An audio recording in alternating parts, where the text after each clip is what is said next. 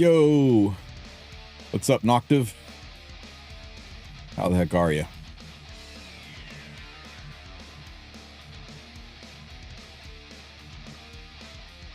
What am I up to? Not sure yet. We'll figure it out, though.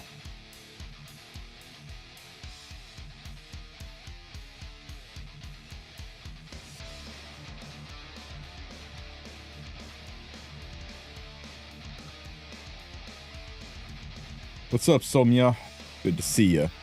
Just confused about gear. What's got you so confused about gear?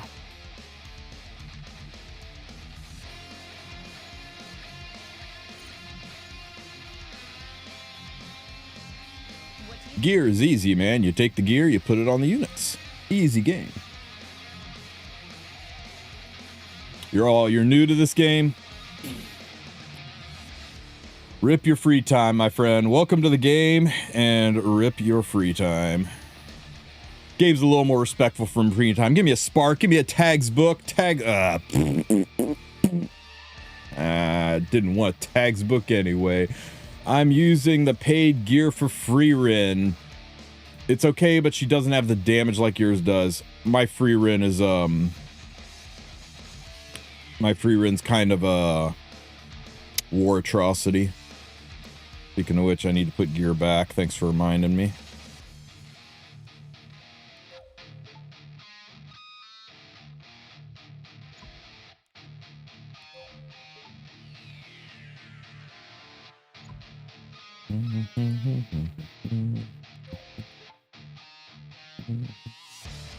Think that about does it. I need to fix a lot of things.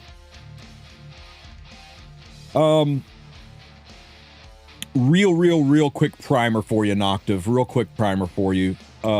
First things first, when you got a pile of gear to go through, one of the things you should do is go over to your boots first, click on this arrange button, and this thing's going to say auto select. Change it from auto select by clicking on this gear cog and change it to simple selection. Under simple selection, since you're new, I'd recommend setting it at 26, maybe even 24 if you're brand spanking new. Okay, set this to 26 and then select all equipment with integer base main stats excluding speed. Check this. Mind you, this is only on the boots tab you're doing this. Okay, leave everything else the way it is. Don't check either of these boxes. And then once you've done that, click the simple selection button. Why is it selecting? Hang on.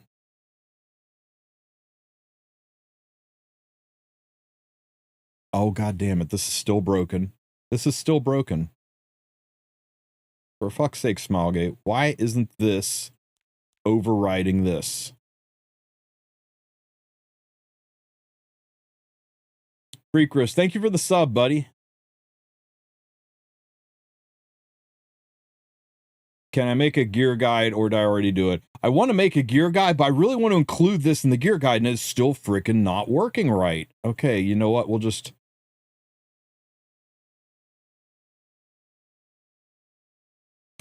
And can I have this on auto?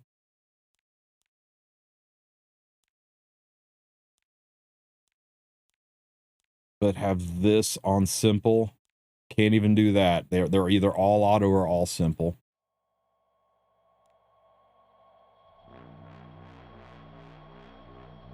Okay, let me see if I can think of a way to do this. So we'll do this as simple. We'll drop this down to 22. Let's select this. And then it is going to highlight some speed boots, but it's only going to highlight speed boots that are stupid low gear score you don't give a rat's ass about, right?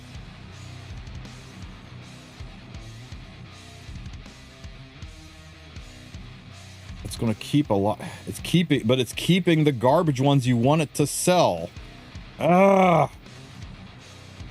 There's really no way to do this other than to manual the boots and then simple select everything else. That's the way they're doing it. Okay, so we uncheck this. Okay, well let's come over here and see if I can set this up right. So simple selection, gear cog. Okay, So keep these. These, for some reason, override this, but this doesn't override this, so this is useless. Because look at this, 28, but it's keeping speeds, and if I select it, it's keeping speeds, even though, see what I mean? The, see how this one's not being selected? These are overriding this, but this is not overriding this like it should. What do I think about what do I think about Fern's Artie? Is it worth pulling multiple? I don't think Fern's Artie's worth it.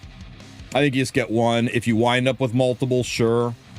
But I don't see a lot of places for Fern's Artie. Outside of maybe Fern.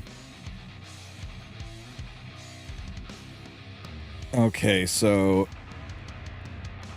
this is how you set this up. So what you're going to have to do is you're going to have to go into boots, police your boots manually, then go back here, and then you can simple select and get rid of the garbage. Because otherwise you're going to get rid of boots that you might want to roll because they're speed main. And new players, there's no such thing as bad speed main boots for new players. Okay, I think that is how we'll set this up. Okay, where was I? Okay, so where'd you go? Noctiv.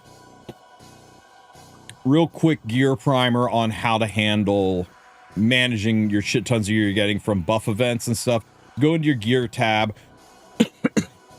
First thing you want to do is click on the arrange button, and in the upper left hand corner it's going to say auto select.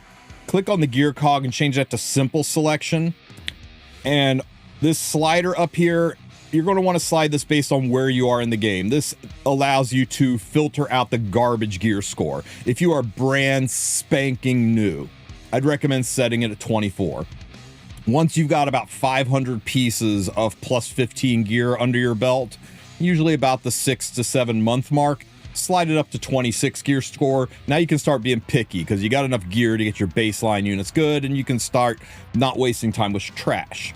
And once you get like over 1,000 pieces of gear, you can maybe slide it up to 28. This is very restrictive, and you might throw away the occasional diamond in the rough doing this, but it's okay to throw 1 diamond away when you're keeping 9 diamonds, and you don't want to level up 9 pieces of trash chasing that 1 diamond, right? Then down here for substats to exclude, and the reason we're doing this is going to override this gear score slider, and this is for speed checking, because it doesn't matter how low gear score the piece of gear is. If it's got 20 speed on it, you're thrilled to have it. So this is for your purple gear, and this is for your red gear. If you're brand spanking new, I recommend setting both of these at the minimum, because you just need speed, and 16, 17 speed is worth it to you. Once you get, I would say, to that 1 year mark, once you get to that point where you're sliding this up to 28, I would kick this up to 3. And if you were very, very, very end game, you could kick this up to 4. This means you're only keeping purple pieces if it's got 4 speed on it. This means you're only keeping purple pieces if it's got 3 speed on it, and it's going to sell any 2 speed purple pieces. Same thing over here. I don't think you ever raise this. I think starting at 2, if it still penta rolls high on speed, you're still in the mid 20 speed range. So I think this always stays at 2.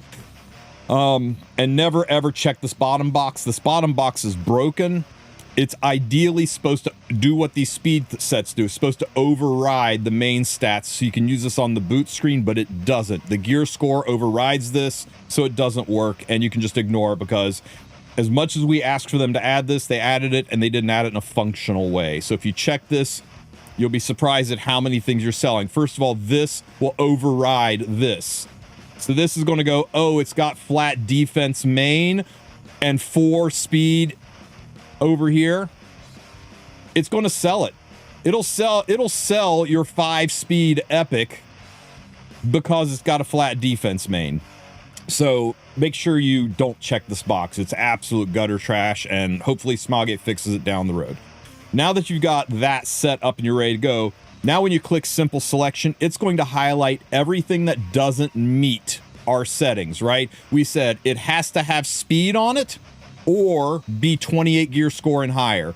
This is not 28 gear score, and it doesn't have speed, so it sells it. This is not 28 gear score, but it has speed, so it's hanging on to it for us to do a speed check.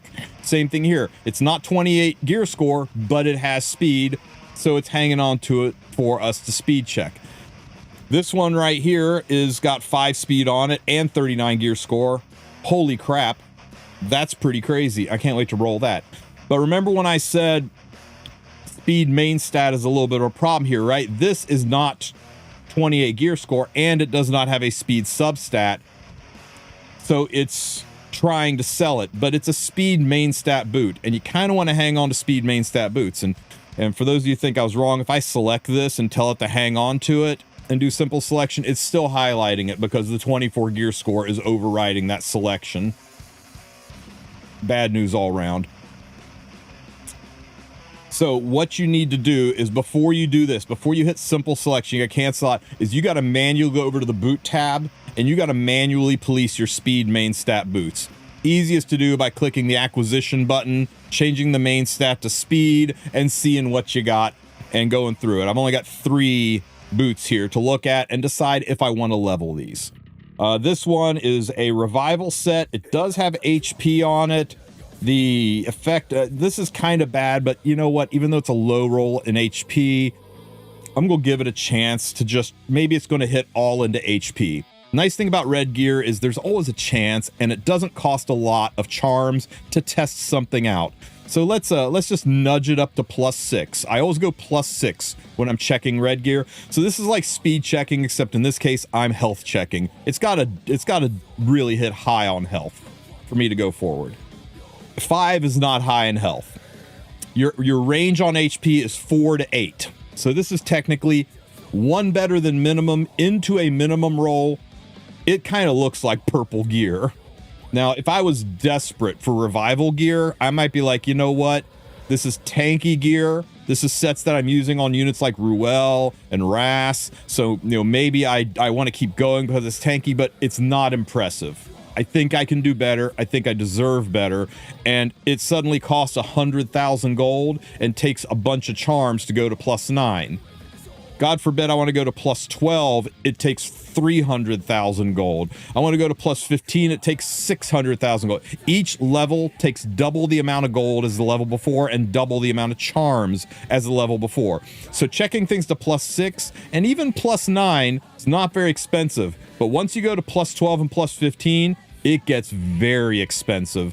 And 99% of the people out there who say, I'm out of gold, I don't have charms, don't know when to fold and walk away from a piece of gear. They don't know when to stop. They're busy going, well, you know what? Yeah, it rolled 5, but if it triple rolls 8s into HP, this piece will be a banger. If it rolls triple into a stat, and if they're all max roll, then it will. If you have to use the word if more than once in a sentence, it's probably time to step away from the table, guys.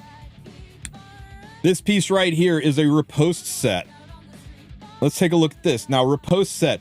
This one, even though... Oh, wait, that's already leveled, and that's actually a freaking amazing piece. This piece is a riposte set, but it's purple, so it's already got 1 strike against it. We're going to have a random stat down here. We have no idea what it is. It's got effectiveness. No riposte users care about effectiveness. It's got HP and flat attack, so we've got 2 landmine stats. I don't want flat attack very much. I don't want effectiveness at all. I want damage on this, and I'm missing crit chance, I'm missing crit damage, I'm missing percent attack, I'm missing all the stats I want, so I walk away. I don't roll this, even though I need speed main stat boots on riposte. It's not worth your charms to level this. You're just leveling mediocrity. Same thing over here. This one is even worse.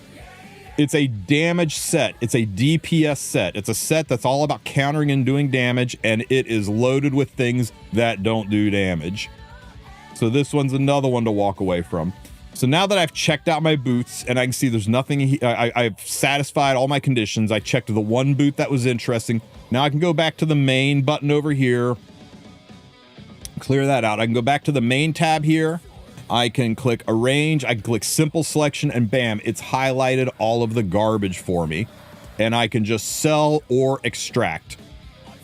Now, do you extract or do you sell? That's a big question I get a lot. When do you extract? When do you sell? Well, if your gold is below 10 million, you always sell. You can see why. Who cares if you get a whole bunch of cubes to make more gear, to craft more gear, if you're out of gold? So you always sell if you're below 10 million gold. If you're over, I'd say 20 million gold, you can extract just fine. But what if you're in that 10 million to 20 million gold range? Well, there you can be a little bit selective, right? You can kind of manual it. If it is purple or blue gear, you can extract. And if it's red or if it's red gear, you can sell. So you can literally just go through and uncheck your red gear. Okay, so I uncheck. So I've only got purple and blue. Now if I sell, I get 219,000 gold versus 423 gold. Those handful of red pieces I unchecked were half of the gold. So what I'm trying to get across here is you extract the purple pieces and you sell the red pieces. And it's a good way to split the difference, right? So there we go. All of the purple, all of the reds are undone, so I can extract the reds and get a ton of cubes. And then I can go back in and sell the reds.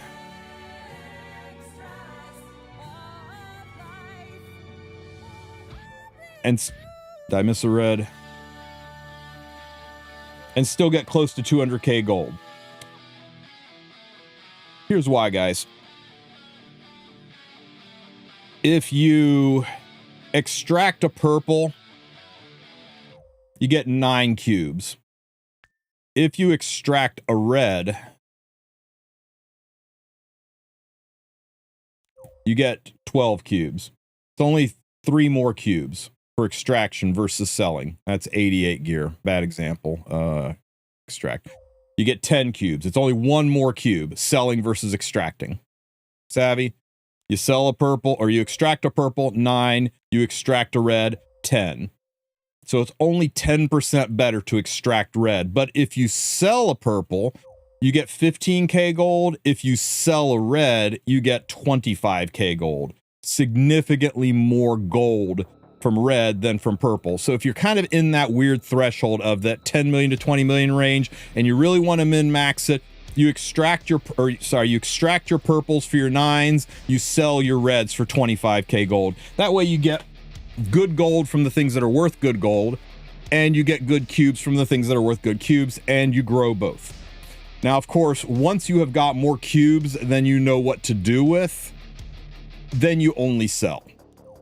If you're sitting on 137 cubes, maybe extracting's good. That's not a lot of cubes. That's not even enough to craft 1 piece of equipment. But if you're sitting on 600, maybe you can afford to sell, depending on how many blue boxes you have. Now, the blue boxes... we'll get to the blue box in a minute. First, let's do this. We've been yapping for a while, so simple selection, and I'm just gonna... I got plenty of cubes. I need gold, so I'm just gonna sell all the trash. Now, what we have left are things that met our requirements, right? They met all of our requirements. They were either speed checks or high gear score.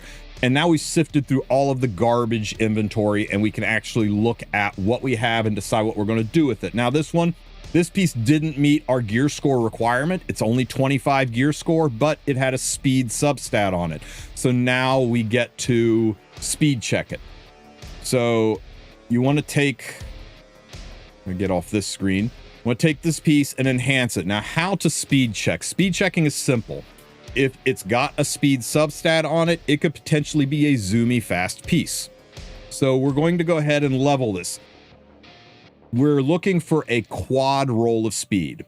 4 rolls into speed. Anything that rolls 4 times into speed is probably a keeper. 5 times is the dream. But penta-roll speeds are rare.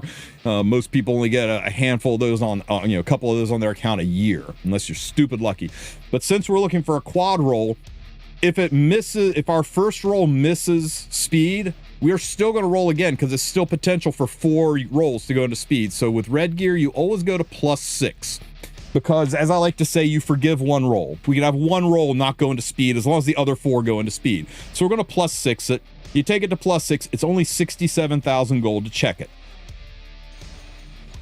We missed speed on both rolls. Now, if you miss speed on both rolls, you take a good look and see if there's anything else salvageable about the piece. It did max roll into a max roll on effectiveness, but that makes it a support piece, right? It's a speed set, somebody who goes fast with effectiveness, somebody who debuffs with ER, somebody you don't want to be debuffed. All of this says support units. Support units you want to keep alive. Support units rarely are there to do damage. And look at the other stats, attack and crit chance. DPS woven in with support is rarely viable, and minimum roll on crit chance, which can be 3 to 5. Minimum roll on speed, which can be 2 to 4. Actually, damn near double max roll on flat attack, but it's flat attack. With effectiveness and ER, there's nothing happening about this piece. There's no reason to go, I don't know, it could keep rolling 8 into effect resistance and be a high ER piece. On a ring, you'd want the ER as the main stat, not a substat. So this is what I was talking about, when you got to know when it's time to walk away, and it's time to walk away on this piece. Now that we have taken this all the way up, something to note: if you sell a piece of gear, 37,500 at +6, 37,500 at +0. You don't get any extra gold from selling leveled up pieces. So always make sure when you level them, you extract them. 26 cubes versus 12 cubes. You do get more cubes extracting leveled pieces, but you get the same amount of gold selling them. So always remember to extract after you've tested it, unless you are totally down bad for gold, and every little bit helps. Okay, so we got this 88 piece. It's another speed piece with speed subs. We're looking for that quad roll, so we'll check it again. We'll +6 it. Okay, we hit speed once. It'd have been nice if we hit speed twice, but we hit speed once, so we're going to try it again. We'll take it to +9 now, because you only forgive 1, and this is the one we've got to forgive, so we can no longer go up in steps to 2. It's got to be a 1 roll, and it's got to go into speed. Let's try it out and see what we get. 115,000 gold. Do we get? Okay, and we missed it. So once again, you take a look and say, is it worth going forward? It's a mid-speed roll into a mid-speed roll. It's only 6 speed right now. On a speed effectiveness main, it's got the things we're looking for, right? This is definitely going on a support unit. Somebody who wants to have maybe a little bit of survivability, and it's got that with a 6 into a 7 on defense, but the flat health is real stinky. The flat defense is real stinky. The fact that it's a double mid-roll. If you are brand spanking new, I can see a world where maybe you would take it further, but really, it's not good enough, in my opinion. This isn't worth spending 250,000 gold and all of this charms and powder just to hope it doesn't hit flat HP. And you know it's gonna hit flat HP, not speed or defense. Remember what I said before? You have to use the word if more than once in a sentence. If this rolls high, and if it doesn't roll these top 2 stats, then maybe if you use the word if twice, it's time to bow out and walk away. Don't be scared that you might screw up. Don't be scared that you might make a mistake. That people be like, oh, it could have been great if it had just quad roll, or if all 3 rolls went to speed. Well, you just threw away a potential 16 speeder with high effect. Oh my god, that's even more ifs. If it high rolls and if it only hits speed, then oh my god, no. You do that, and you're gonna be one of those guys that's saying we need more ways to earn charms and gold because I'm always out of charms and gold. Know when to walk away. 37,000 to sell it because it's +9. You don't get any benefit out of selling it. So always extract it when it's leveled. 49 cubes. Okay, we'll come back to this. Now this piece here is unique, right? This one, the optimizer didn't keep because of a speed sub. This one, the optimizer kept because really high gear score. So let's go check this thing out. It is a revival set. Revival sets are typically going on non-damage units, with the exception being likely Mort, who you do want damage on. Mort is Mort's going to want the crit damage and the crit chance just fine. Mort is not going to care about the attack, and he is certainly not going to care about the effectiveness. So we've got a piece here that's very high rolled on these two stats. Nobody so far in the game wants attack on revival set. Literally no one. I mean, unless you got some crazy niche stuff cooking out there. This is for HP scalers and for non-DPS units like Ruel. So we've got two big time landmine stats, but these are high enough. Maybe. So let's go ahead and take it up to +6, just like we're speed checking. And as long as we hit crit chance or crit damage, it's potentially viable. So let's move it up a notch. Welcome to Epic 7, everybody. Alrighty. Into the dumpster it goes. This piece it kept for speed, so we speed check it. Take it to +6. Do we hit speed? If we hit speed, we go on. If we don't hit speed, we walk away, because nothing else on this is a damage set. Damage set, no damage subs. Out of here. This one is... Okay, this one's a good one to check out, right? This one... Oops. This one has got... It's a damage set. It's a repose set, so it's a DPS set, but it's got defense % main on a ring. And you got to ask yourself, how many DPS units out there want defense as a main stat? There's attack and HP, which again are weird together, right? It's a damage set, so it goes on a DPS unit. Clearly it goes on a defense main unit, but not a defense main unit. Sometimes they want HP, but a defense main unit that also gets benefit out of attack and cares about effect resistance. Nobody uses this. Nobody uses this set. Now, it doesn't mean a few months from now they won't release a defense scaling evasion unit. Like, imagine Afternoon Soak Flan, but instead of attack scaling, she's defense scaling. Sure, things can happen, but you can't predict the future. And saving a piece of gear on the hopes that one day they'll come out with an ER scaling DPS unit, and so your destruction set with 40 ER on it's going to have a place. You know, I'm not even going to waste the charms on it, even though it's very, very high gear, Skyrim gear score. None of these stats go together. Ain't a damn thing on here. I basically have 3 landmine stats and a main stat that makes no sense. So no one to walk away on that too. Selling that one.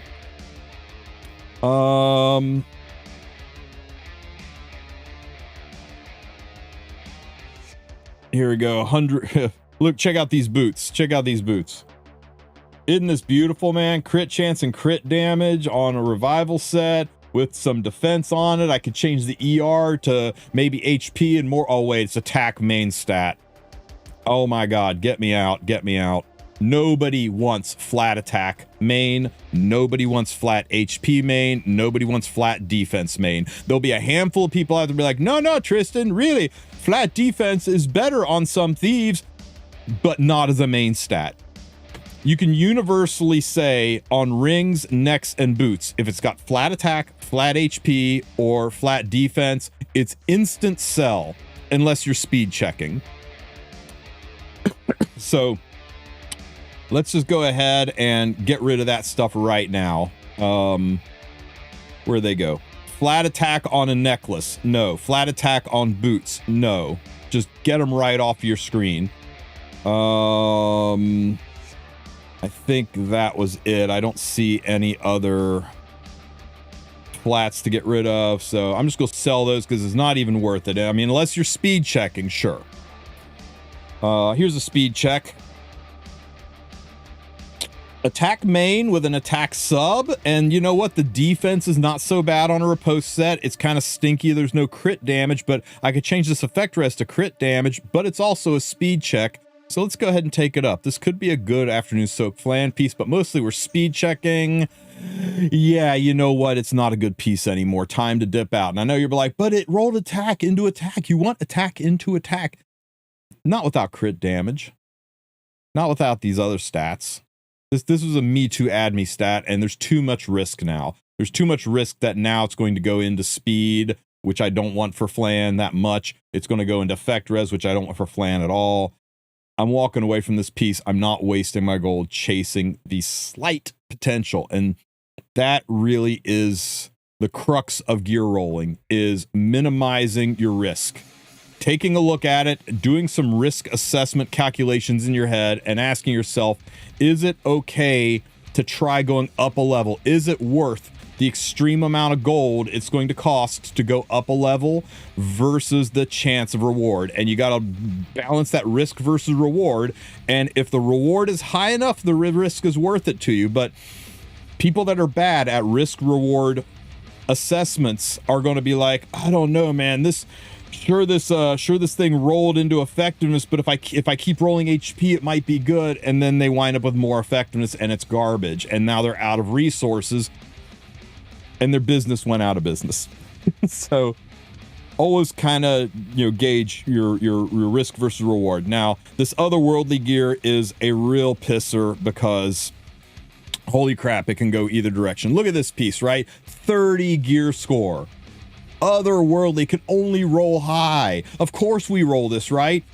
Except it's got a defense main, which is weird. No revival set users want defense main. They all want HP or crit chance or crit damage main for their main stats on the neck.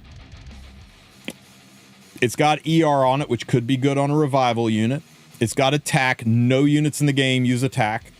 It's got effectiveness. No revival units in the game currently care about effectiveness. So we've got 2 landmine stats, a DPS stat on a non-DPS main stat. As good as this is, as much as I would want to test it out just to see where it could go, I can't think of a single way this could roll where I would keep this, even though it's otherworldly, even though it's plus 30. It is okay to sometimes pull the trigger and say, nope, I'm better than that. My count deserves better. And I'm not going to be the guy in my guild who's always crying because he's out of charms. This is why I don't have issues with charms. I'm usually in a really good space, is I don't take heavy risks. You get gear so fast and so often in this game that if you're careful about it, you're not going to run out of resources. And that is the worst feeling in the world, is when you're staring at an inventory with 10 billion pieces of gear and you don't have the currency, you don't have the gold to speed check it, you don't have the charms and powder to speed check it, because you are taking too many risks. You're not valuing yourself enough. Great Shakespearean quote, self-love is not so great a sin as self-neglect. It's okay to say, I deserve things that are better than what's currently on my screen. I'm selling that garbage and I'm going to go farm something better. There's always going to be that one guy, right? That one guy's like, oh, I started out with a 1-speed purple piece and now it's 24 speed. Good for you. People win the lottery every single day. That's not an indictment for you to go out and spend your entire monthly salary on lottery tickets. And that's a pretty good analogy. Got it? All right. The last piece, the Stark event piece. Holy crap, this piece is crazy for a bruiser. Now, unfortunately, there's no crit damage on here, which feels kind of weird, but as long as this rolls really, really high, maybe we make the crit damage up somewhere else. Wish me luck, guys. We'll take it to +6, see how it nudges up. Okay, we got a maximum roll on crit chance and a maximum roll on HP. So far, really, I couldn't be better. Couldn't be better. We'll take it to +9. Okay, we got a 4. Crit chance can roll 3 to 5, so a mid roll. So we are still really, really good. Let's take it to +12. We're definitely not stopping yet. This piece looks amazing. Oh my God, 8.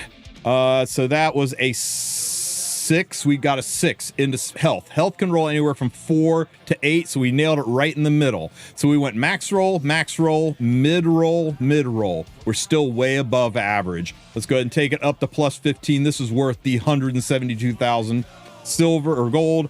If we hit health, great. If we hit crit chance, great. If we hit defense or speed, least wanted here, but as long as they roll high, it's going to be amazing. Let's go. Fingers crossed, everybody. Show me something good. Oh, that was so good, guys. So that was another 8. We went from 14 to 21. That's a fantastic piece. God, if this was 85 gear, can you imagine? You imagine the gear score on this if I could reforge it? This is a pretty good banger. This will be great on an HP scaling DPS unit like Mort, for example. or so any HP DPS bruiser unit's going to love this. And I know you're like, oh, but it doesn't have crit damage. If it's a slow DPS unit, you don't care about crit damage, you could modify the speed into crit damage, or you just make up the crit damage somewhere else. And last, we're going to talk about mod gems. When is it okay to modify a piece of gear? We just talked about this one, right? That theoretically you could modify this into crit damage. Here's the thing. If I modified this into crit damage, it would give me 7 crit damage. That's great. But if I wanted to modify it back into speed, I could never go above 4 speed. So you want to be careful about doing something that you can't go back again. I don't like losing more than 2 gear score when I mod a piece. If I'm going to lose gear score on a piece, you want to be damn sure that it's going to end well. Now, like defense, I could turn defense back into 8, right? Like all these roll the same, right? Whether it's effect, res, effectiveness, defense, HP, they're all a 4 to 8 range, and you can check it and see this could go up to 8 with defense. I know it's effectiveness, but pretend it's a defense gem. This could go back to 8, so I could put it back the way it was. So I won't lose any gear score. If I had a speed gem and I put a speed gem on here, you would see it would say 2 to 4. So I know I'm going to lose gear score because I can never go back to 5. I could only ever put it back to 4. So this would be a good one to mod to crit damage, because if I mod to crit damage and it's great, and then I find a build and I'm 110 or 357 crit damage and I'm overcapped on crit damage, I could change this back to defense and be good. So that's the general rule of thumb, is don't mod a piece. Like if I wanted to mod this HP to crit damage, I could only ever go back to 17% health. That's losing 12 gear score. It would ruin this piece of gear to do that. So you don't ever want to mod a piece where it walks backwards, where it makes it so that you can't put it back the way it was, unless it is painfully obvious that you will never ever use this piece on any other unit. And that's rare. That's really heckin' rare. Also, don't pre-mod pieces, right? Build your units, and once you have built your unit, then go look at the pieces and be like, huh, she really doesn't need effectiveness here, but I'm kind of glass. I'd like more HP, or I would like more speed on her. So let's take a look at this piece right here. Let's modify it. I could modify this to speed, get 4 more speed on her. And if I ever wanted to go back, I could go back to actually better than it was before with HP, with effect res. I could get effect res all the way back up to 9 if I ever saw. So this would be a good one to mod. It makes my unit better, and I can go back to the way it was. Could also make it attack, which really for her would be ideal. Now I could look at effectiveness. I could modify effectiveness, because if I decide to go back to effectiveness, I could make it better. So this is a perfect one to mod. I could change this and get 6 speed out of it. Just have this be wasted stat. And then later, if I decide to go back, I could put it back to 13 to 14% of effectiveness. So this one is a fine one to modify.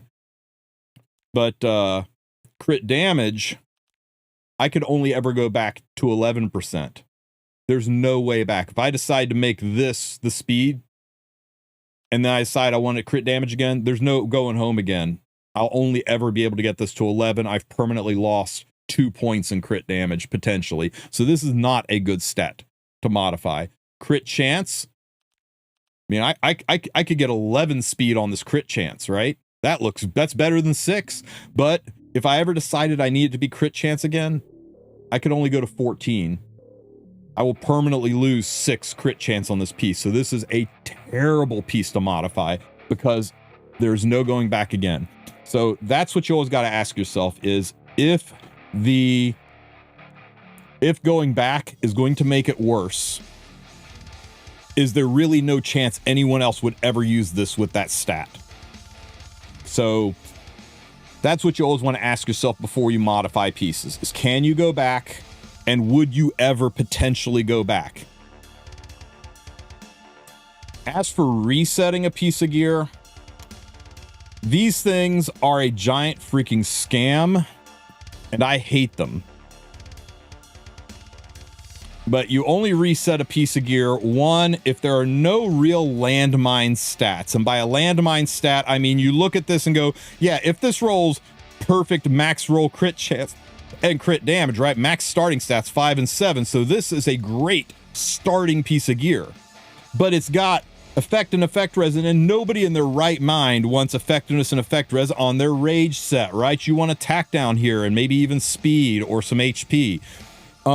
If this was speed and HP, 4 speed and 7 HP, then this would be a good candidate for a a reset stone, because it rolled kind of low. I mean, it didn't. It actually rolled quite high, but let's assume this rolled quite low. It's got high start stats. It would be perfect to redo it, but you don't want to reset.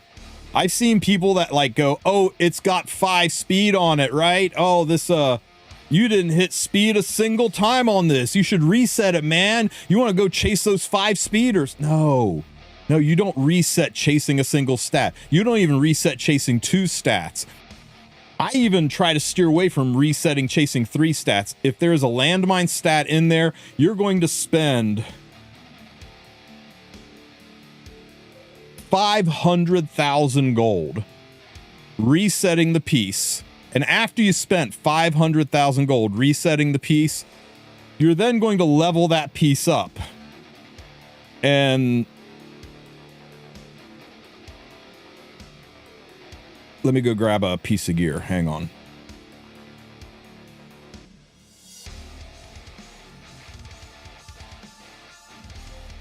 Bad example because this is level 80, but sure. Where'd that piece go?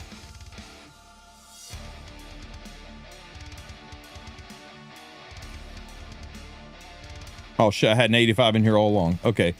So after you reset that piece, then you're going to level up. You've spent the 500,000 gold leveling up. You're going to spend another 600,000 gold, maxing it out in the hopes that it is better, in the hopes that you dodge the bullshit stats, the bad stats, the stats that are going to screw you over. You got to ask yourself, what are the odds that this rolls into effect? Imagine I just spent 500,000 gold resetting this so I could take another swing at it, and it low rolls health and effectiveness. And then I guess I'll spend another 110,000 gold trying again. These are a really big trap. I strongly encourage you not to do it unless the piece starts out perfect. Where you be like, it could pentaroll any one of these stats and I'd be happy. This could pentaroll crit chance, happy. Pentaroll crit damage, happy. Pentaroll health, happy. Pentaroll speed, happy. Pentaroll effectiveness, pissed off. So this one is not a candidate for a reset stone because it could pentaroll effectiveness and then I'd be pissed off. That's where you should use these super overpriced, awful reset stones until Smilegate gets with the net and lowers the price to something reasonable.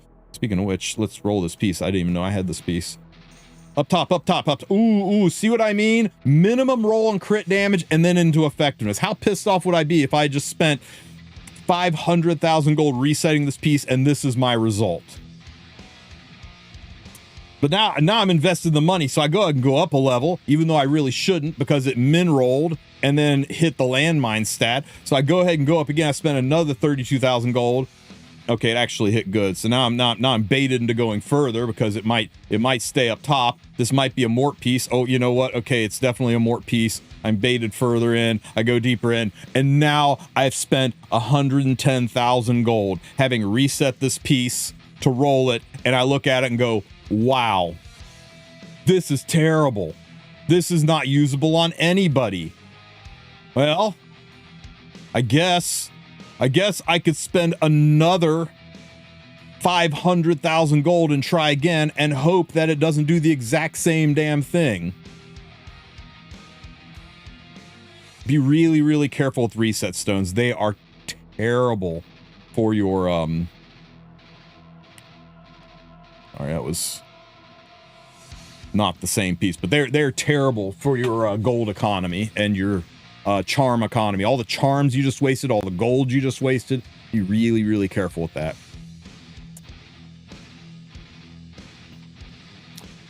All right, guys, that is kind of my primer on gear Anybody else have any other questions about how gear works?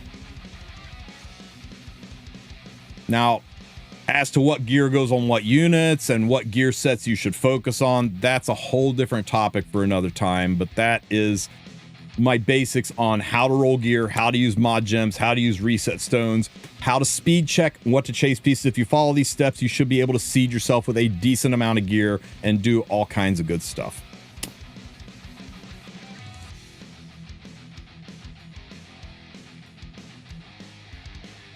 Now that we have Otherworldly gear, we can potentially reset them. Except, why would you ever reset Otherworldly gear other than that the stats hit locations you didn't want them to hit, because they're always going to be maximum, right? They're always going to be maximum or one-off maximum rolls with Otherworldly. I used to think that too. I used to think I'm only ever going to reset things like this, but it's only because like you're trying to dodge a landmine stat, and using reset stones to dodge a landmine stat, terrifying. BK Prime, thank you so much for the sub. I appreciate it. I think Otherworldly are more for pieces like this, where the stat spread was great, but it just rolled all minimums. Like every single stat was good, but it rolled all minimums. I got a couple pieces like that, right? Like imagine this piece. That's a bad example. It's a friggin' effect res on it. Where's that one piece I rolled that was just screaming awesome and it pissed everybody off on stream? No. Yeah, this one right here, right? Really high roll, 33 gear score start. It's not Otherworldly, but it was a really high gear score, and it's a DPS set, and all the subs are DPS. I think if you penta rolled any one of these stats, it'd have been perfect. But imagine if I rolled this and it like quad min rolled, right? It was like 2, 2, 4, 3. That's a reset stone. There's nowhere to go but up. There are no landmine stats. It could only be better. You rolled below average, right? All of your rolls were either mid or below mid. The average gear, you know, I wound up, this was done. It started at 33 and it ended at like 92. So much potential lost. This would be a perfect place to use a reset stone, except that this actually rolled really freaking amazing. But if this rolled really freaking bad, perfect example of where you use a reset stone.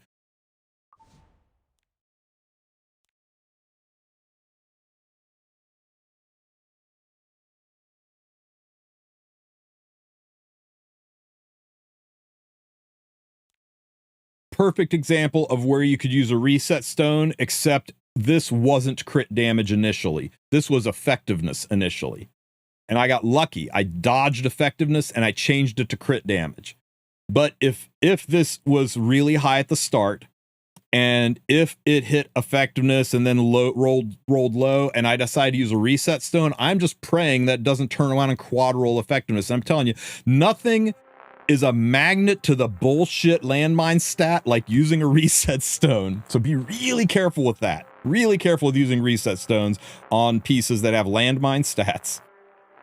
If this had been crit damage to begin with and it rolled low, then perfect. But this piece wound up being an amazing mort piece, even though I had to reset. And also be aware that the instant you modify a piece of gear, you'll notice the reset button here goes away. Once you mod a piece of gear, once you change a stat on a piece of gear and get the little recycle symbol, there is no mod button. You can never go back again. So never be like, well, I'll just reset it for now and modify it later when I get a mod stone. You can't.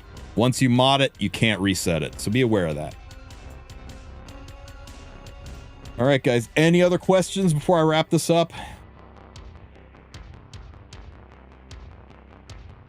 I'll try to do a separate guide on what pieces of gear are good for what units and where you should focus your farming on, what's most important. But that, I think that is a pretty good primer on how to roll gear.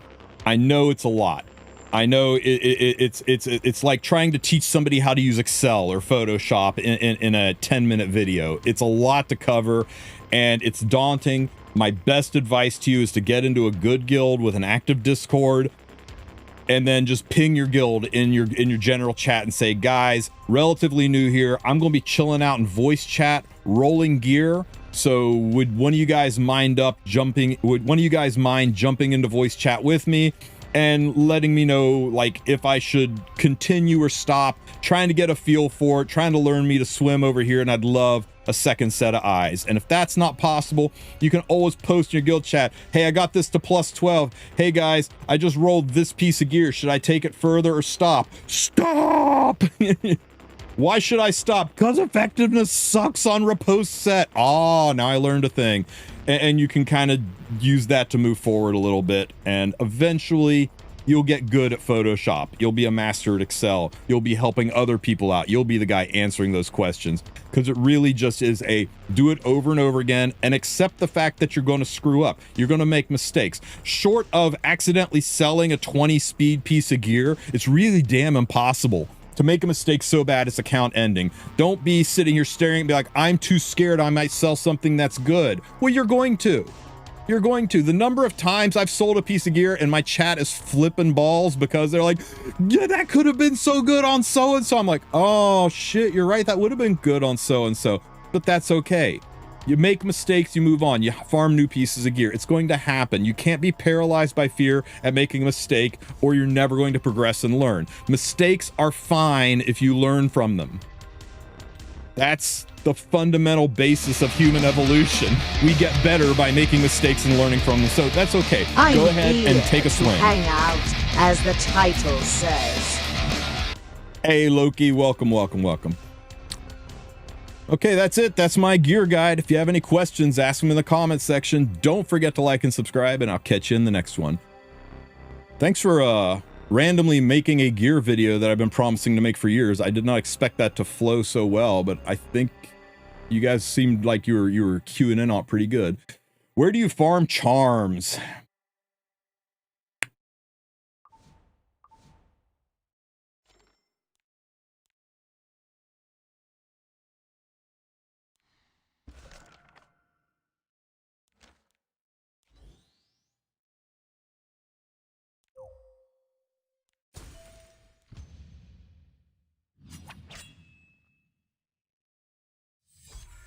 Charms, charms, charms, charms, charms, charms, charms, charms, charms, charms. They're only left side charms, okay? There are weapons, helmets, armor, and boots. You want charms, even more charms? You go over to the side store, you slide over to the Book of Memories, and you unlock Eulogy for a Saint. It's going to cost you 9 freaking hundred Sky Stones to do it. You unlock Eulogy for a Saint, you go and you do this adventure, read it because this is the best freaking written story in Epic 7. You get to chapter 3 inside the sanctuary, and you find any of these stages with these cross sword and shields on them. They're on all 3 levels, but the final stage inside Sanctuary, it's the highest, and you pick any of them. I do Graysfield for no reason. And then you can take, just take farmable units in and go and do the fight. You will get, because this fight has 5 rounds per fight. See it in the upper right-hand corner up here? 5 rounds. That's 5 chances for charms to drop instead of just 3 chances for charms to drop. See, got a charm on that one. Greetings, Mr. Wolf. Hang on one second, Bianca. Yeah, okay.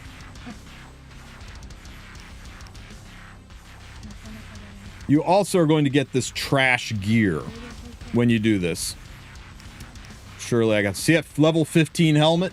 Now, in the adventure, the episode stage, it automatically sells that gear for powder for you. Here, you're stuck with it. It's in your inventory. It clogs up your inventory. You'll have to sell it manually. You can sell it in bulk with the simple selection later, or you can sell it right here, and you get a little bit of powder for this. But because of the 5 out of 3 chances, instead of 3 chances to get a charm, you get 5 chances to get a charm. Because of that, you actually get about 50% more charms and powder doing Eulogy for a Saint than you do doing regular adventure. You get more gold doing chapter 5 regular adventure, but you get more And you can also friendship farm 3 or 4 units at a time here, so you can really jack your friendship through the roof. So if you're looking for just charms, Eulogy for a Saint is better. If you're looking to friendship farm, or you're relatively new at the game, you can't handle Chapter 5 yet, Eulogy for a Saint is way better. Now, if you need ring and neck charms, this is something Smogate's aware of, and they say they're working on an independent charm farm. I really expect it's going to be a revamp to the Ogre's Armory, where instead of farming gear, we're going to be able to farm gear and charms maybe. But I think they're going to do something with this because nobody uses this. Everybody can farm regular hunts. There's no reason to ever farm Ogre's Armory beyond finishing your adventurous path and being a 1-week-old account. This is a waste of space. So I think they're going to change this into something to farm charms, but that's down the road yet. As far as ring and neck charms, this is your only option. Because when you do even NPC fights, you're like, but I can't. The Setska's everywhere. Freaking Ross, I can't handle. We just do NPC fights. You do NPC fights, you come in, you quick battle one away. It takes a second, and you get this currency right here. Conquest points. Okay? You get 10 for farming the NPC fights. You get 20 for farming actual fights, and you get some for losing too. But you get these conquest points. They add up, and you can go to the Conquest shop. I think you just click on the currency, can't you? Nope, I guess not. So we go into the shop, and you go to the Conquest point shop, and there's your charms, guys. There is your ring and neck charms right here in the form of accessory. And you can also buy regular charms, but I don't recommend it. I recommend you just farm those in side story, but here is your ring and your neck charms. Now, something to be aware of. 3 of these is worth the same as 1 of these. So you never buy the purple, just buy the white. I'll show you. Some people think it's a gold savings. It's not. Let me go get a ring real quick. Hang on a second. Wait, Steel Workshop. Steel Workshop ring. Just craft one real quick. Nice. Okay. Okay, so I want to craft this ring right here. If I use 1, 2, 3, it's going to cost 43,000 gold and take me to plus 5,247 XP. Or I use one of these, it's going to cost me 43,200 gold. It's going to get me to plus 5, 5247 XP. It's exactly the same. So there's no reason to ever buy the purple charms.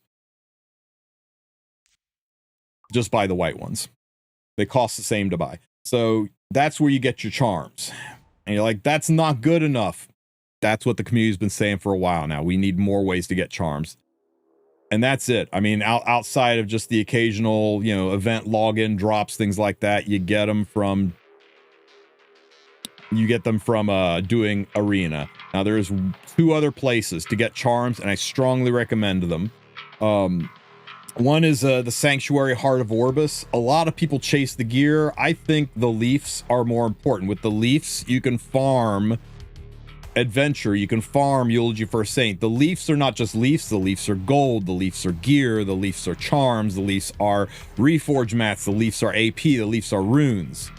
High value versus the piece of gear, which, yeah, this could roll great, or it could all min roll. So that's something to consider. But the big one, guys, the big one under battle is Trial of the Constellations. Please, for the love of God, do not buy the scam gear in here. The gear is good, but it's got landmine stats in some of it, and it can roll low, and it's expensive to reset when it rolls bad. I don't recommend it. I recommend you buy every single day, and that's what I did. Is I said, screw this gear. You could buy 2 pieces of gear a month. 2 pieces of gear a month. Or you could buy a metric F ton of Mola every single day. or a metric F ton of charms every single day. And the trial constellation is so good for getting Mola and charms. This is what you should be spending it on, not at the chance to get a decent piece of gear that you're probably going to get farming anyway. Now, I know some of you got some amazing pieces from here, but I've seen a lot of people that got some pretty freaking mediocre pieces from here, and they passed up on so much Mola and so many charms. This, in my opinion, is your charm farm. Please, please, please consider it over the gear. And that's it until Smilegate addresses the issue that they did say they are aware of and adds additional ways to get charms in the game, which we expect later in fourth quarter, early in first quarter. That's it. That's how you get your charms. Okay, Cavion, what did you ask? Sorry, I was on a tear there. What was your question? Can I talk about which arena gears are good and not for newbie players, please? Yeah, I mean, first you're going to get them all. You're going to get them all. Even if all you do is your 5 daily flags plus the 5 free you can buy with Friendship Leaf, so you're 10 flags a day, and you just do the NPC challenge, you just quick battle, you're 10 a day, and you don't touch arena. Even if you just do that, you will get enough leafs to get all the pieces of gear from the battle pass. Now, beyond the scan boxes, beyond the scan, beyond the battle pass in the arena store or in the arena arena shop. Yeah. There's gear down here that you can pick up. Some of it's good, some of it's bad, and you really just have to look at the individual pieces and say, what do I need for my account? I don't think there's anything in the crit set that's worth getting. I don't think there's anything in the injury set that's worth getting. You might find a couple of pen pieces that have value. Counter and immunity has insane value. Destruction and speed are 2 of the best sets in the game. Attack and hit set are 2 of the worst sets in the game. HP set, it's just easier to farm Golem, but you should go and look at them and see. I can tell you that maybe only of the 300 and some odd pieces of gear that are in these boxes, maybe only 4 of them are currently being used on my account. Yeah. The gear is better now. The gear rolls higher now. But I mean, look at it. Take a look at it. And you look in here. I can't view them, unfortunately. Oh, I can. You look at this piece and you're like, God damn, that's pretty good. But realize that this is 1 off maximum. This is 1 off maximum. And this is 1 off maximum. No, sorry. I digress. This is 2 off maximum. This is 1 off maximum. This is 2 off maximum. So it doesn't even start out max rolled. It's already missing 2, 3, 4, 5, 6. It's already missing 6 gear score. It's effectively an 88 purple piece if you think about it. Now, if it penta rolls speed or penta rolls crit damage, that's great. If it penta low rolls into defense, you're probably pretty freaking upset about the waste of charms, 720 points you spent into it. But if you're sitting on tens of thousands of these, maybe you get it. But if you're sitting on maybe 800 of these and you don't have charms to level better gear, maybe a pass. But you just kind of got to look at the pieces individually. This one right here, I hate. Attack and health together, but with no crit chance, feels kind of weird. This one's pretty good. This one's actually really good. This one might be worth getting for a slower DPS bruiser that wants a little bit of speed. This one could potentially roll good as long as it doesn't low roll. It's very subjective to your account and what your account needs. Do you have a unit? You know, you're building a brand new unit. You're building your free run and saying, oh my God, this would be perfect if only I had a hit set ER main ring, which is not something that we would ever put on free run, but you could go look at your hit set and you could go check out the ring and be like, wow, a hit set effectiveness ring. This is exactly the piece that I need. I just have to make sure that I dodge attack. And then you got to ask yourself, is 500 of this currency worth taking a swing at getting the ring that's got the stats I need and not being pissed off when it penta rolls attack?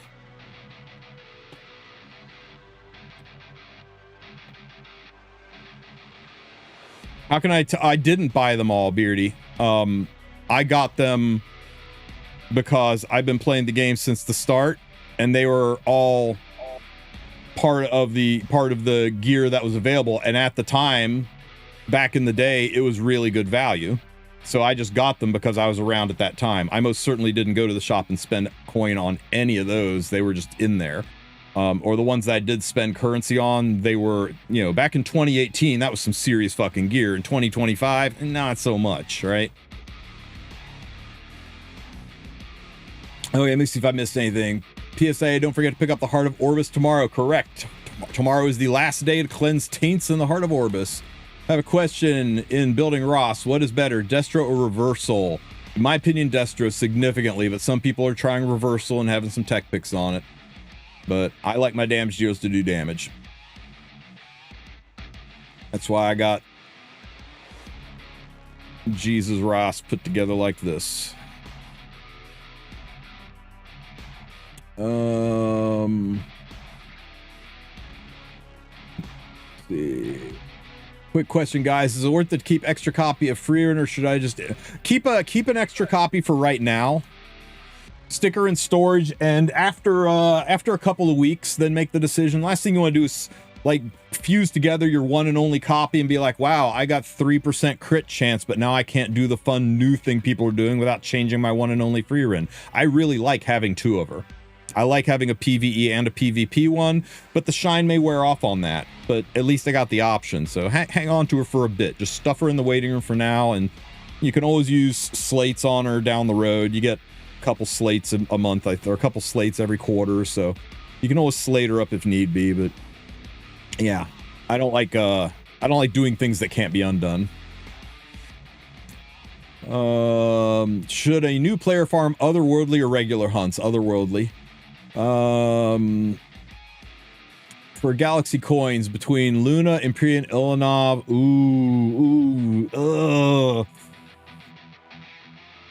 God damn, that's a hard decision. What was it? Luna or ML Luna or ML? He's got the Galaxy coins for Luna or Ilanov. What's his how long did he spend playing the game? And how is his, he can build a 305 speed Renak. Yeah, I think Ilanov, yeah, Loki. I agree with Loki on this one.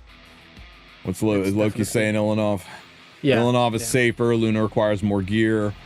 Yeah. I agree more with JB's on this one though. I think it really is playstyle dependent too. Are you a cleaver aggro player? Do you like going first and nuking and wrecking people? Or do you like getting into a bruiser trade and punches fight and you want to come out on top of that than Ilanov? But yeah, they are both top of their game. No matter who you pick, be happy with one you got because they're freaking amazing. Do I like hips or chest? I'm a leg person myself, Clutch. Legs and ass. Wretched Rose, see, like people don't use it. Wretched Rose is not a good character. Don't farm for her. If you get her, be happy. She can be fun, but she's not. She ain't all that. She was scary for 15 minutes, and that 15 minutes is over. Luna doesn't require insane gear. You can run a slower Luna, but even the slower Lunas do kind of require decent gear, right? I love my slow Luna, but I don't use her terribly often, and she's even missing her ring because of last night. 250-ish speed with bruiser stats is still not the easiest thing in the world.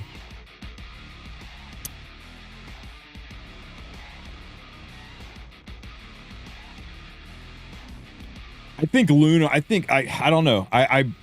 If it was me, I would pick Luna over Ilanov every single time. There are other units that do what Ilanov does in the sense of keeping your team alive.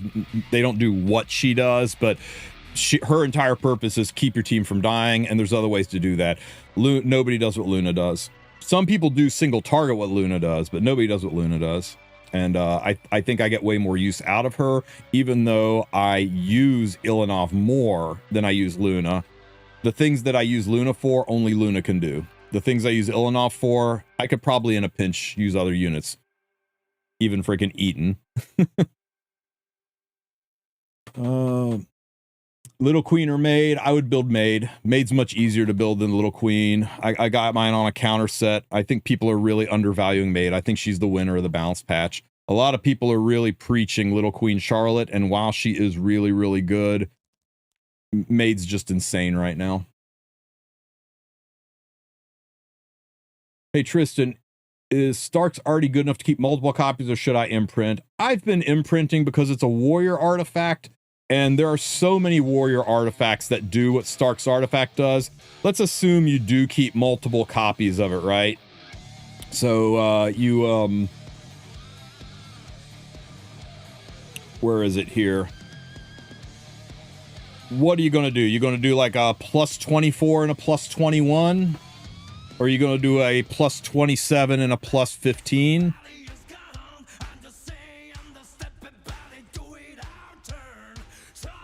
So at plus 24, it's 18% attack. And at plus 21, it's 17 attack.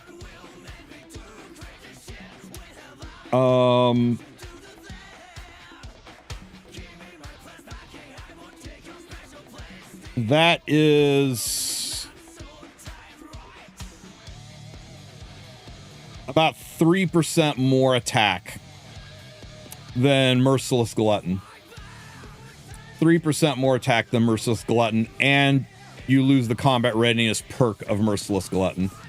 It's only a slightly better on damage without the CR push Merciless Glutton. It is so freaking similar that it's practically the same artifact. And if you were here for the Overlord collab, you probably have... Where is it?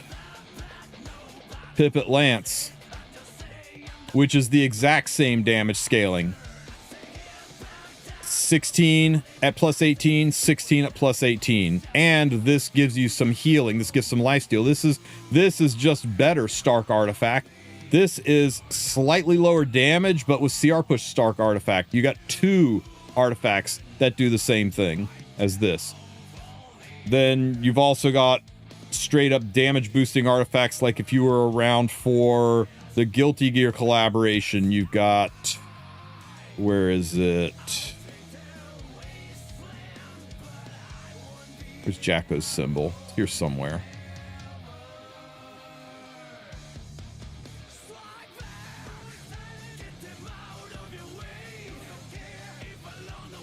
Have I gone past it like 6 times? Here we go. Jacko's symbol, which this one increases damage, not attack. So it actually does more damage. Now this one relies on a debuff being present, but still, if you're taking this into PvE, and let's be real, likely a PvE artifact. There's just so much overlap. Even Draco Plate is a way to increase damage when you attack, but nothing else. And that's what this is all about. Increases damage and nothing else. This is increased damage and something else. Increased damage and something else. Increased damage and something else. Increased damage and something else. There's so many warrior artifacts that overlap. I don't see any reason to keep multiples of it. If you want to be safe and keep one behind and just run this thing at 19% attack and have one as an emergency backup, it really does not feel worth it to me, especially since you can't limit break it with bottles. You can't bottle it up, so it's permanently going to be... Now, if you could bottle it, that'd be a different story. If you could bottle if you could bottle 2 of these to plus 30, sure. But you can't bottle it, so no. I think you just max it out. That's my take, though. Mileage may vary.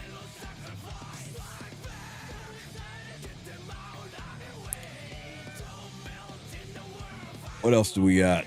I have 202 gold transmit stones. What should I do with them? We're saving them for an anniversary in case we need something there. Should I get Harseti and Zeo imprint? I think you always get the Zeo imprints. It's just free stats for very, very heavily used units. Right? I mean, with the exception of Archdemon Shadow, who is still really good, all of the boss level units are heavily used. Zeo is used all the time. Bellion is used all the time.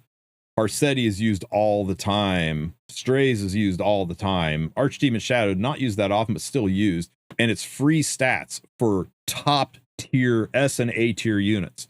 I don't know how you pass up on it, but that's just me. I think you always buy these out and max something out.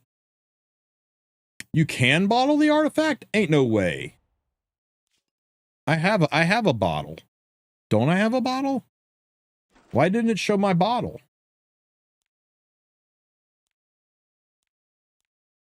Which RT? Which, oh, this one, the Starks? Stark one? Yes, you can. Yes, you can. I don't know why, by the way. That wasn't that wasn't a thing before. Well, it wasn't a thing before because they were always 4-star. Yep. Well, my bad. You know what? If you want to keep 2, it seems like a terrible waste of bottles, though. Okay, my apologies for the misinformation. I thought I had a bottle, but I guess I am out of bottles. I swear I thought I had a bottle. Where is my enhancement stuff? Growth. Where does it show the damn bottles? Currency?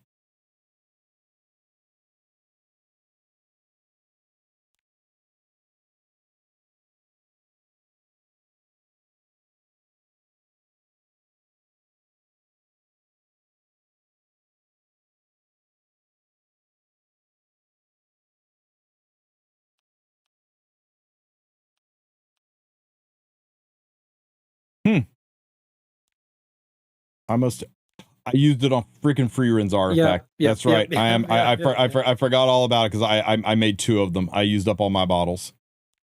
Okay, I sit corrected. I apologize for the little bit of misinformation there, guys. But even though you could theoretically bottle 2 of them to +30, again, I come back to it's no different than this artifact. Why don't you just bottle one of these to +30? It's only slightly different than this artifact. Why don't you bottle it to +30? It's slightly different than this artifact. Slightly different than this artifact. It's slightly different from this. There's so much overlap. I don't think it's worth it. If you could use it on any unit, if it wasn't class locked to warriors, but right now I think the only unit that uses this artifact is Commander Lorena and whoever you're farming the side story event was. Sorry for that, guys. Yeah, Golden Rose too. That's another good one.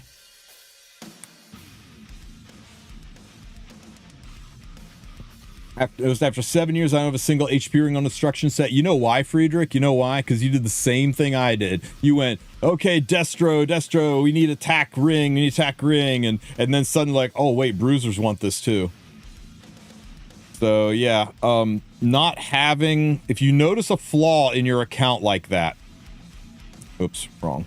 If you notice a flaw in your account like that, and I have the same flaw, right? That you only have, you know there's HP bruisers out there, and you're going to want Destro rings with HP main. That's a flaw in your account. That's a great thing to use this Artenis crafting event on if you've got nothing specific to farm for.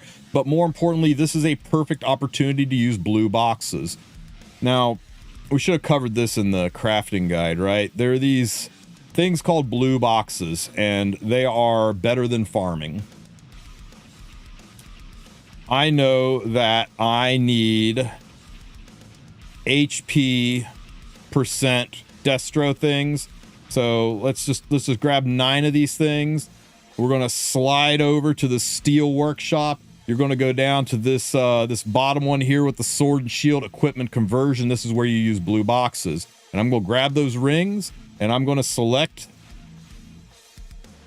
the HP things that I just made with those blue boxes, and then I'm going to use those cubes. Remember those cubes that I said you want to have a good chunk of? And I'm going to go ahead and make some Destro HP main rings. Speed, crit chance, great. Defense, okay, kind of minimum. Sucks there's no crit damage, but I got 3 good stats, even though the load, so I'll keep this one. Repeat the craft. This is terrible. HP and attack combined is not good. There's no crit damage. There's no crit chance. There's not even speed. There's no defense. I'm not going to roll this one. Repeat the craft. I'm going to hang on to it, though. I'll show you why we hang on to it. You don't just sell it from here. Okay, HP Destro. Okay, we got crit chance and nothing else of note. Okay, so now let's go and check those pieces out that we just made. Only one of those had a chance. I think it was this one. We'll check it up to 6. We got to stay in these top 2 here. Okay, you know what? That's fine. We'll go ahead and go up to +9. Got to stay up top. We forgive one, and that's okay on a bruiser. That's not terrible. We take it up another one. We just need to dodge the ER. Stay up. I as soon as I spoke it into existence. Yeah, okay. It happens. It's very low rolled. Now I'm going to stop. Okay, if you're down bad, I don't know, but if we hit crit chance again, it could be great. It could still be an E. You need just to avoid the. Who can use it? That can use ER. I mean, MLK doesn't. Okay, here's the thing, right? We're only using the word if once. If it hits crit chance, it can be great. And we know we're down bad for HP rings, and we've already got really high crit chance. We can mod this into crit damage. The other stats are still useful. It's nothing to write home about, but it's going to get the job done. So I'm going to go ahead and do it. And we were kind of punished. That's okay. It's not terrible, right? We reforged this. It's 94 gear score, which is great. We can change the effectiveness. We're going to lose effectiveness, right? This will go down to 14. We'll never be able to go back again, but we could change this to like 11% crit damage. Be pretty good. Alternately, we could leave the ER on there, change the speed to crit damage, or we could leave it alone and hopefully we make the crit damage up somewhere else. But it gives us a piece of gear, right? 94 gear score is not bad for Destro, and now we have upped the amount of Destro and HP gear we have. But now we're out of those mod boxes, right?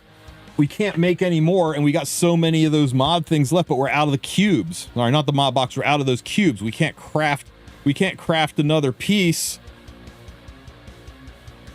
We got everything we need, but we're down bad for the destruction cubes. We only got one left. So that's why you keep the trash. And this is what makes it so expensive. You take the trash you rolled, one piece, just one piece of the trash you rolled when you are in trouble for the cubes. You max it out. Ugh. It's okay. We didn't care how this rolled. The entire purpose of maxing that out was to extract it, and now we've got 159 cubes. This one I'm just going to extract anyway. Now we got 159 cubes. Now we can make more.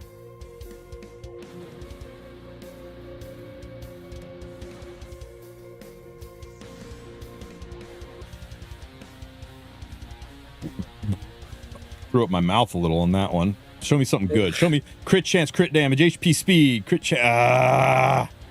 Killing me, game, killing me. But you can see how expensive this gets, right?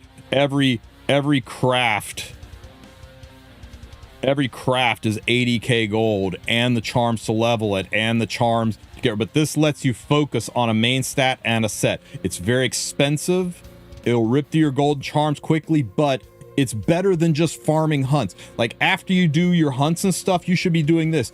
This is why you always want to buy the blue boxes. You want speed main stat boots on revival set? Bet. Speed main stat boots on revival set.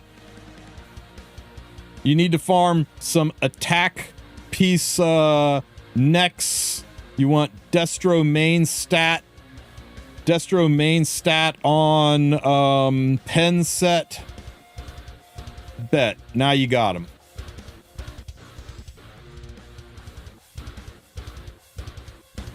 That is low, but this is potential, right? This could be an HP skip. This is an HP scaling bruiser pen neck. This could be really good, right? Really good. The initial sphincter tightening response is, where's attack? It's got no attack, but look at it. It's got HP and defense. There's no landmine stats. This could be great.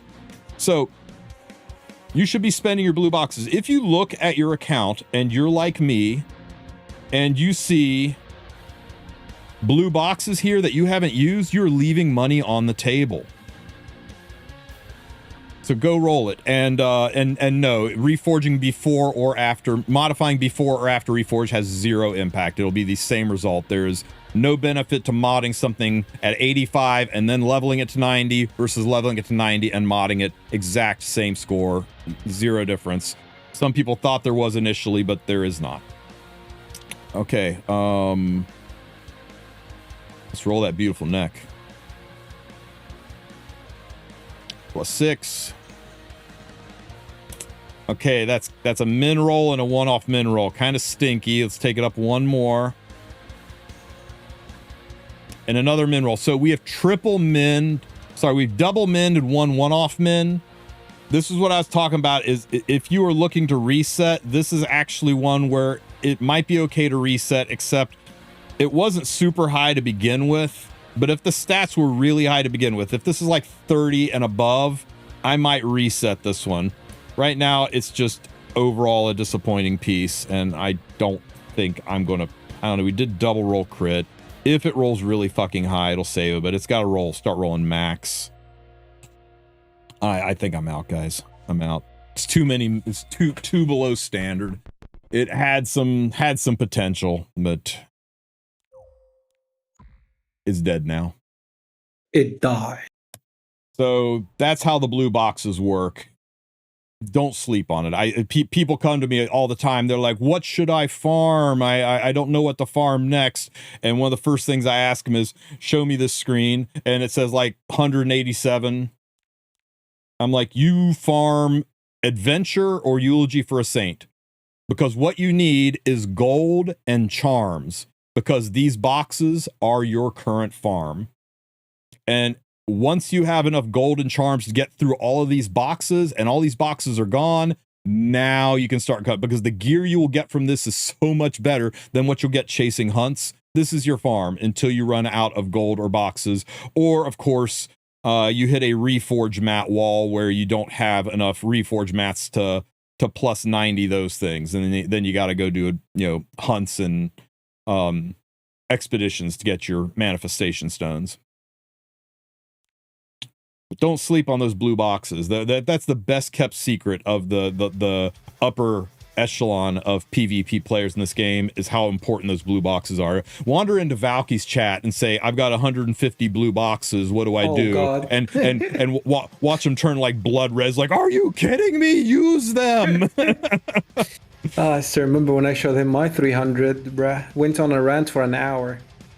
Hey Tristan, here's the second problem. All of my tanks are on speed set, not Destro. Sounds like you are farming the wrong hunt then. If you need your tanks, I had the same problem. Everyone was like, build Destro Apocryphia. Like, my stats are just better on speed set. Well, that's not a set problem. That's a where you're farming problem. Remember, you always work towards your maximum return on investment. You always work towards where you have problems. I noticed I didn't have a lot of HP Destro pieces. Good thing to chase after, either through boxes or through farming.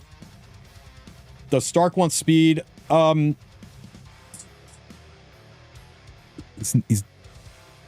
I love Stark. I love Stark as much as the next guy, but he's not a very good unit. I mean, just have fun with him.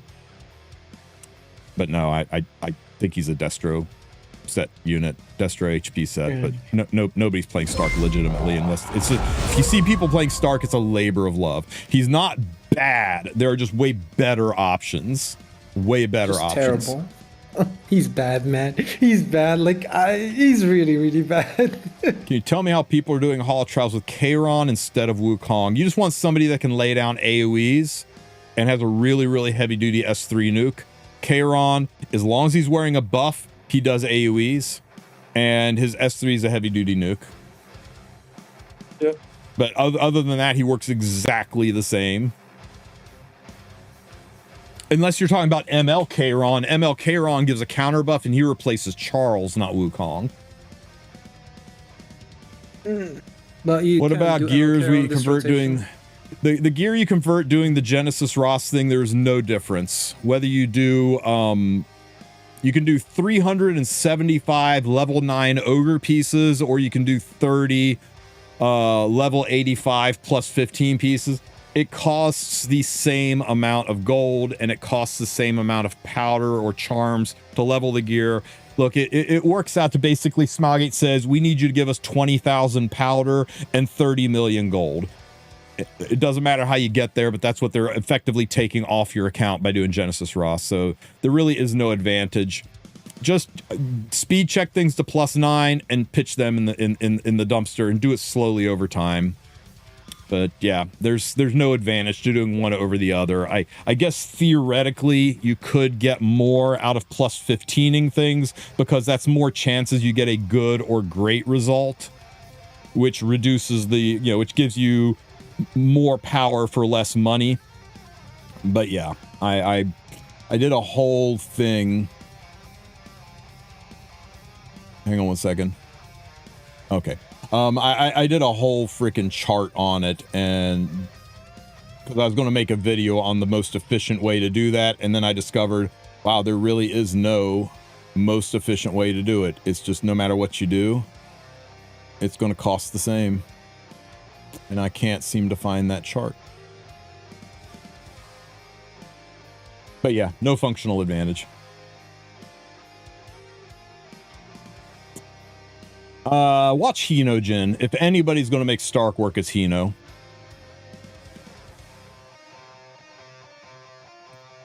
You can prove me wrong on that boy Stark. I would love to see it, man, because Fada Gamer, I love me some Stark. I don't think I've ever wanted a unit to be good more than I've wanted Stark to be good.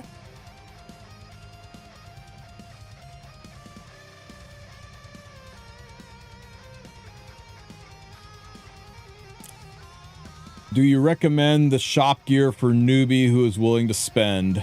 Oh, you're talking about... What do you think?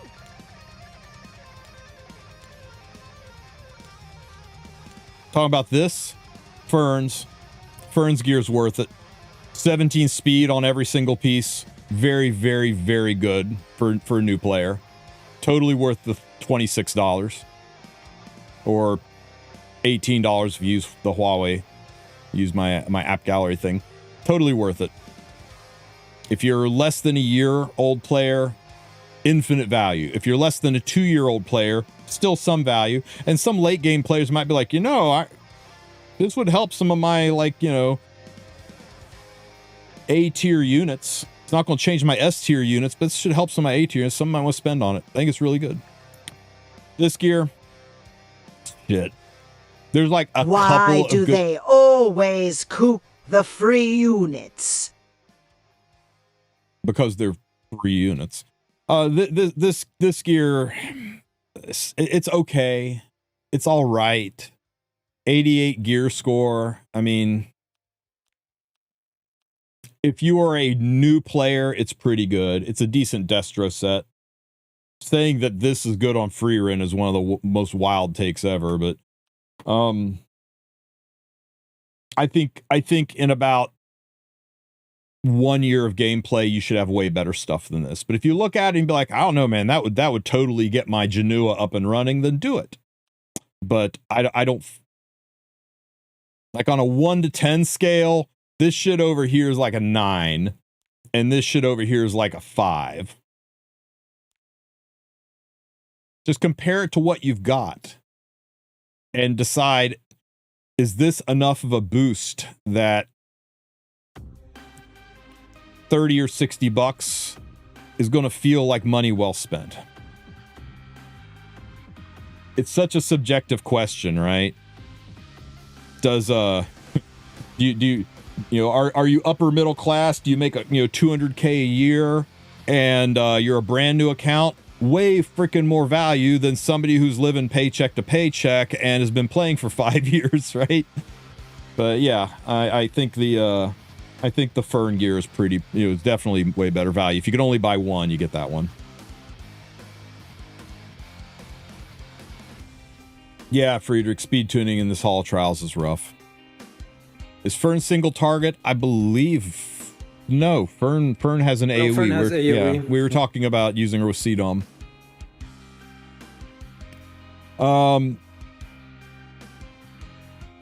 I think Stark is probably the best free unit we've ever gotten. Soul Bad Guy is a close second, and you may be like, Soul Bad Guy, but yeah, back in 2019, Soul Bad Guy was a monster, but I think he's probably the best free unit that we've gotten in a long time. No, Shuna was bad, keyboard. Shuna was terrible. Shuna only became good when they did a rerun of the collaboration and gave her an exclusive equipment. And then she had her 15 minutes of fame until she was replaced. Ross, I'm talking about collaboration. Sorry, the free unit that comes with collaboration. There's plenty of free units that are good. I mean, friggin' Tamarin. Please ask Smilegate when Kane will be usable. I don't know why they hate Kane. Feels so bad. Leveling gear is hard in this game. Yes, sir. RAM wasn't good. We found a way to use RAM on expeditions, but RAM wasn't good. Do we even have expeditions when RAM first came out? I can't remember. Hate Kane cause males. I will counter with the Great Mortellix and Zeo. Any insider news of the event next week? It'll center around Fern, and Fern will probably be necessary for the next Holo Trials. Hey Tristan, do I keep a copy of Freerun Afraid to imprint? I would, Joseph, for at least what, like at least 2 weeks. You can always imprint later, and you might be glad. I'm really, really happy I got 2 free runs, but most people won't care.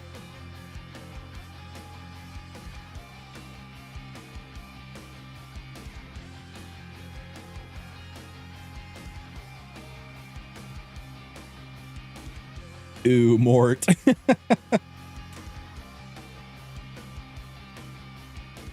Yeah, babe. Okay, thanks. I'll be up. Does Tristan have a gear guide of any kind to understand what gear to keep and what gear to sell? It's funny, we just went over that earlier in today's stream, and I'll totally turn that into a video. So soon, PM. What do I do if I have 0 Sky Stones and I am 85 to pity on Freerun? You done all the reputation rewards that give Sky Stones? Did you look through all of the things in here that give Sky Stones and finished all of those things out? Have you taken a peek at the Abyss and seen if there's any floors in here where the rewards are Sky Stones that you haven't done yet that you could maybe push through? Have you checked out the ultimate Sky Stone farm over here?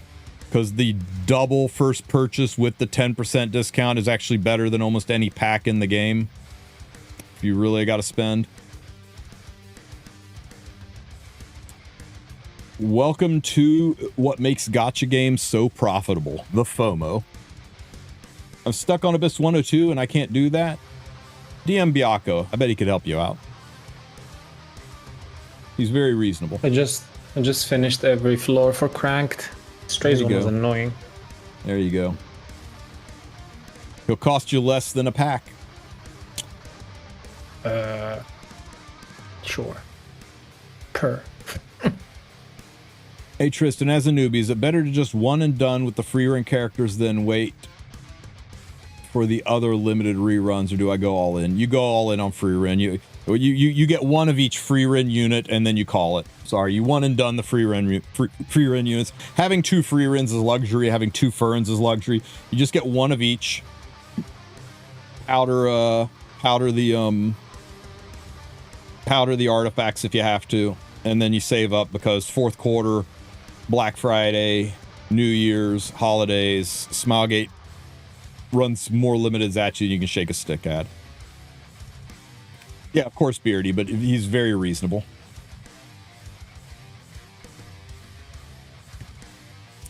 If you guys need that level of help, I do offer one-on-one assistance through my Patreon.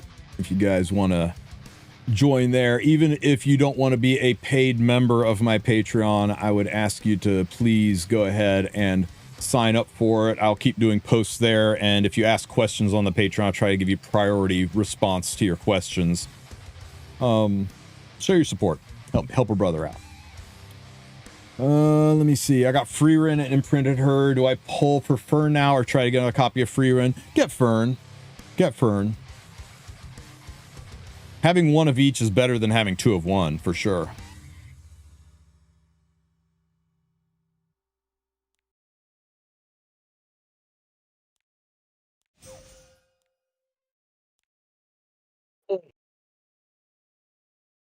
Why is this lit up red? What didn't I collect? Oh, there they are. Boop.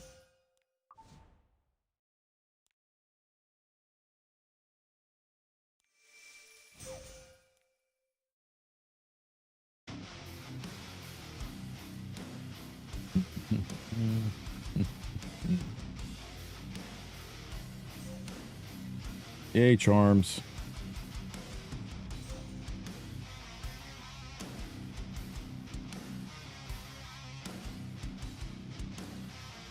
My Sky Stones are in the shitter. I farmed so much Stigma, Biako, it's going to take for frickin' ever. 900k Stigma. We're back, baby. We've got gold now.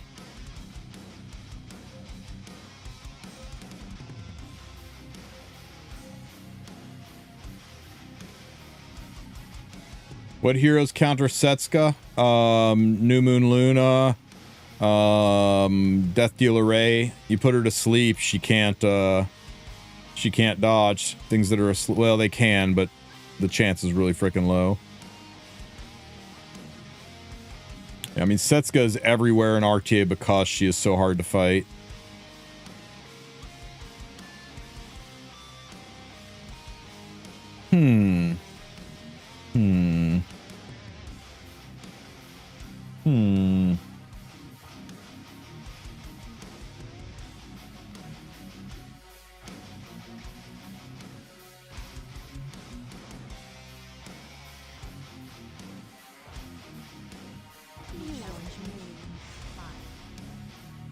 We need that golden dun. Yeah, right, Raven? We sure do. Ashfly needs to come back probably next month. Probably like right after the collab and right before another limited unit.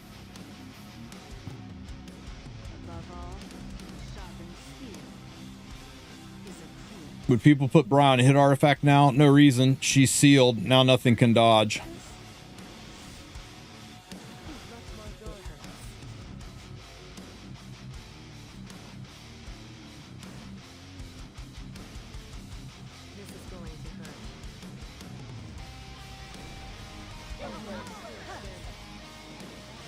Ow. Pop. Get him, Freerin. What about a Young Senior rerun? Maybe even at the same time. Ow.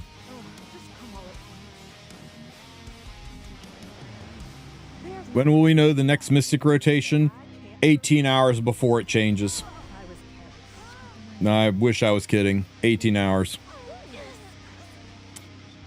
No, I think Young Senya will be way before December Monster. I think you're going to see. I think you're going to see one of them rerun in October, and then you're going to see a new limited at the end of October. Then you're going to see a collab in November, and then you're going to see one of them rerun at the end of November, and then I think you're going to see a new limited in December for one of the art contest units. But that's subject to change. That's my future prognostications.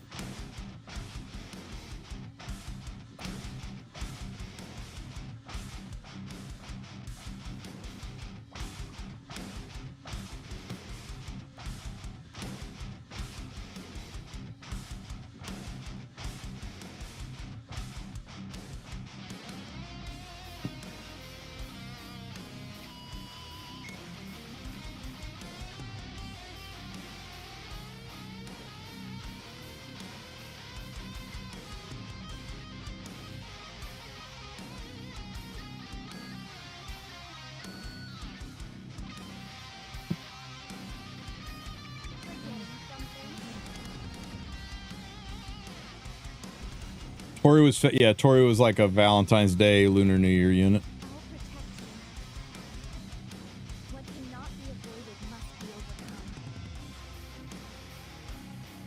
What's my build on those two Asflans? One of them is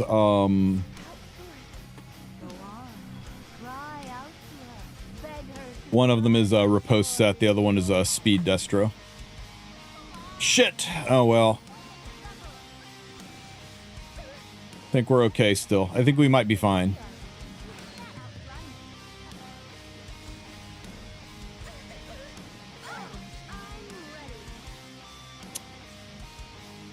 What do we do here? Oh, this one is rough.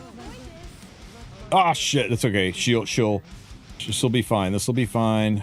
Dog in a burning restaurant level fine. This will be totally fine. We just need this to hit. Okay, good, good, good.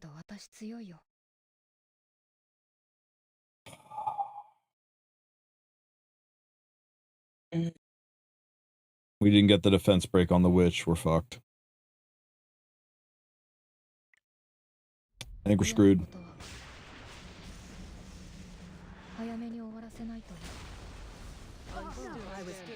Oh my god, she missed. Bye, Freerin. You still have souls. Doesn't matter. We got forgot feared. about that. Yeah, forgot about that. Yeah, it's over. Freaking Setsuka unit, unethical.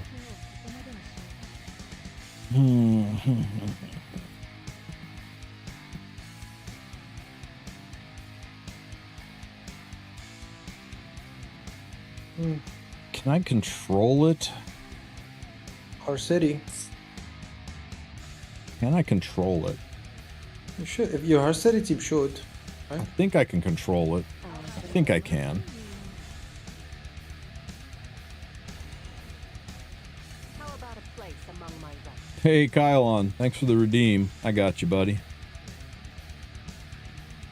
It's best I You got to be on the global server. Are you global server? I've more important matters to attend to. Solly is always worth having on your account. Ah!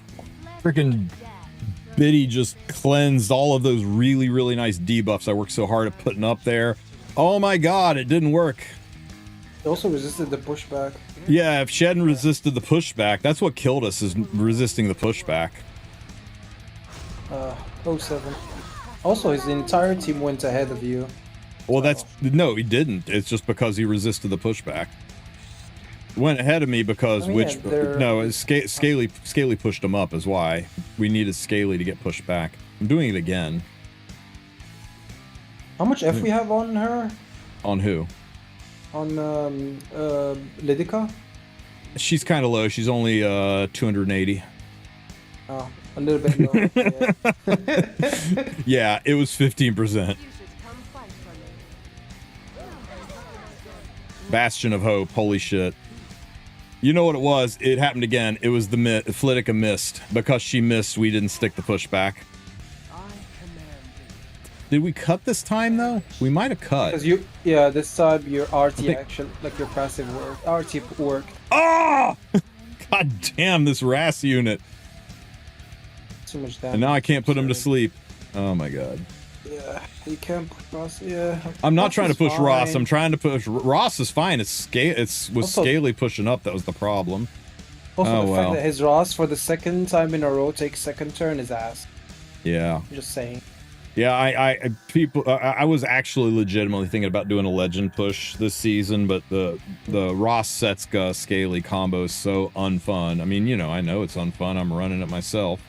It's so unfun to deal with right now that I don't know I'm going to do it. I mean, literally, Arena's just turned into take this team, push this button, and Prage.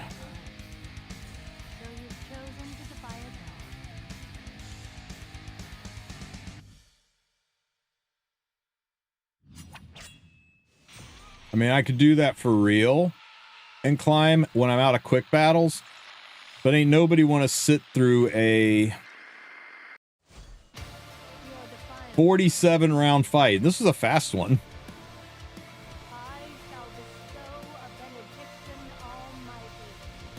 Okay, hang on. Let's get you added. Friends here. Received. And you said the in-game name was what? Something fun.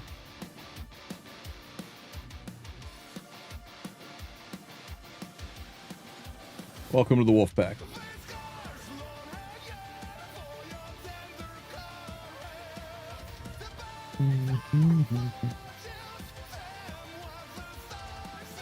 Yeah, if you're looking for a good arena defense, and this has worked pretty well for me. It's annoying as piss to fight. 40% defend rate. No, you saw your defense rate went up. Nice. Yeah, it was 22% before free run. Do you think Yeah, Lorena Fury's places annoying. Rylet on Prongo fight for now? I don't know. I think he might. She might. She might. Yeah.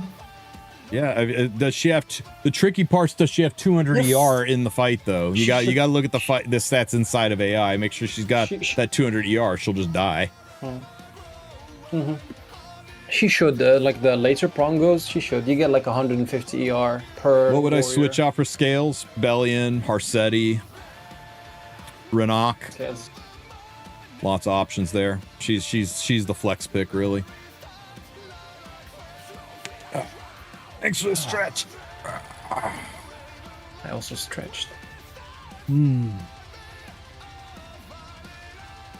I'll head out for now, Mr. Wolf. Have a good time streaming. Gotta run some errands. Tell you what, I was gonna when you get back, let's do that tier list to some of those tier lists we were talking about if you're feeling up to it.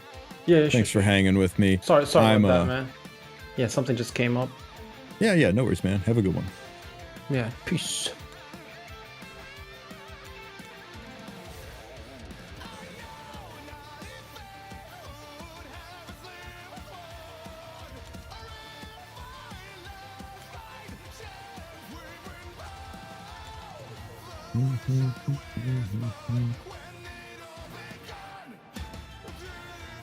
Summer units. I would go for Summer Angie. Blech. There's already a Summer Angie. Summer Clarissa. Summer Clarissa. We need that skin in our lives. When is Summer Corvus, right? What do you think about Lifesteal ML Vivian using Fern's artifact? I think it's way better than running her on Chatty. I think it's got potential. It's just tough running her without book, but yeah, I think it's got potential. I'm not so sure I would say it's better than Chatty. Chatty activates when she gets hurt. It's a life-saving artifact, whereas Fern's artifact, she's got to actually take turns, and that means you have to put a little bit of speed on her. She's a hard unit to build on Lifesteal.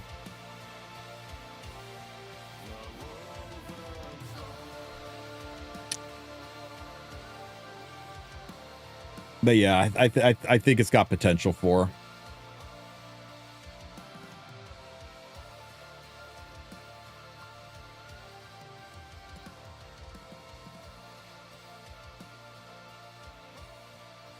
When the doorbell rings, guys, I gotta go up and let the dogs out. We're dog sitting and their people are coming and picking them up. Summer Luna. As much as I love Luna, I'm kind of over it, right? We got 10 billion different variants of Luna. I'd like to see some other units in their summer outfits.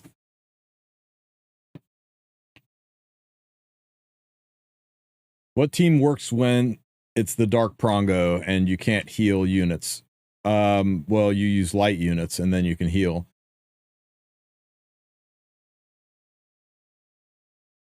Oh, sorry, I misread what you're saying there, Cookie. Let me see. Is there anything else I need to do in Epic 7 today? Just set this to run in the background. I'm still not done farming gold.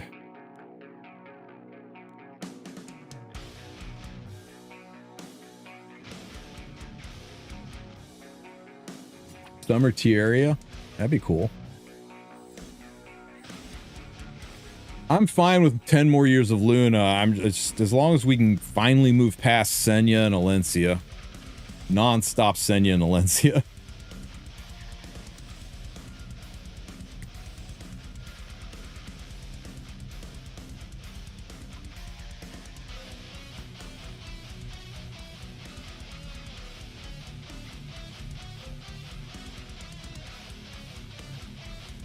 Ah, wrong button.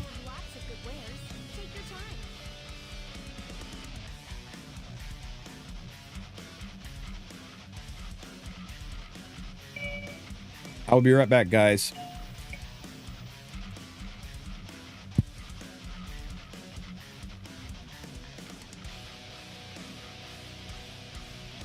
Born of thy wretched sacrifice, may rapture flourish the world. Excuse me? Give yourself to me. Violation of safety regulations.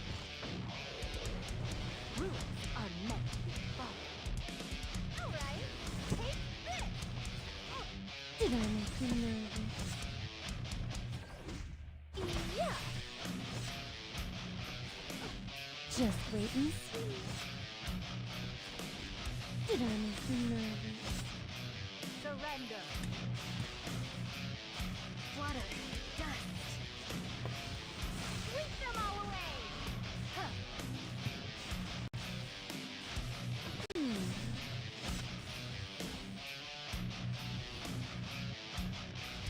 Kneel.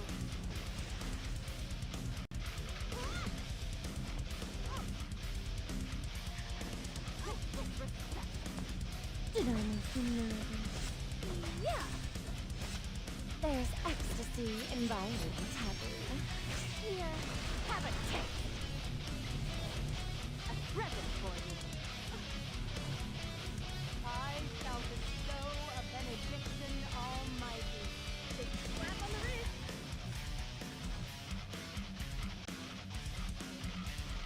Huh. All right, take this. Just wait and see.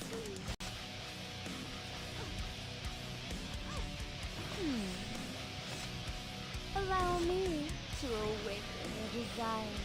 This'll sting. Huh. 2 and 3. Surrender. Did I make you nervous? Yeah.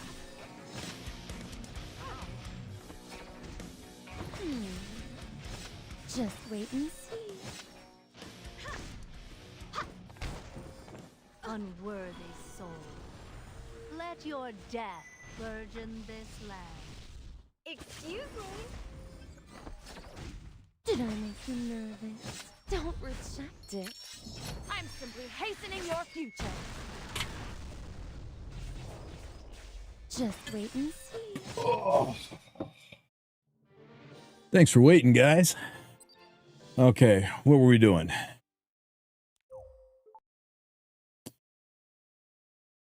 Baywatch Mort. It's crazy. The dog fell asleep on the remote last night, and when I came down this morning, they were both sitting on the couch watching Baywatch, so that's kind of wild.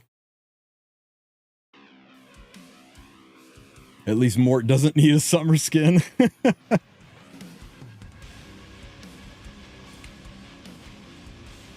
Did I try Ezra and Banshee hunts? Yeah, in fact, my latest video uses Ezra for Banshee.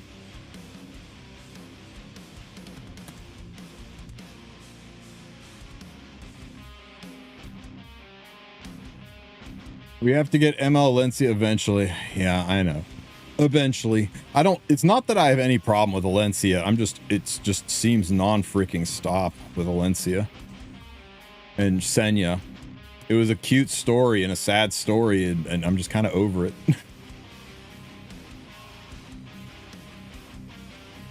We are getting a bride Mort or a groom Mort, you realize, Frederick, right? So as for the new units and who's doing really, really well, I think right now the winner of the patch by a good chunk is Maid Chloe. I really like her on counter set, and I think she's been doing pretty good. You can drop a lot of the ER, shouldn't need it nearly as much, and just go Giga bulk on her and give her a little bit of speed. She is really strong right now.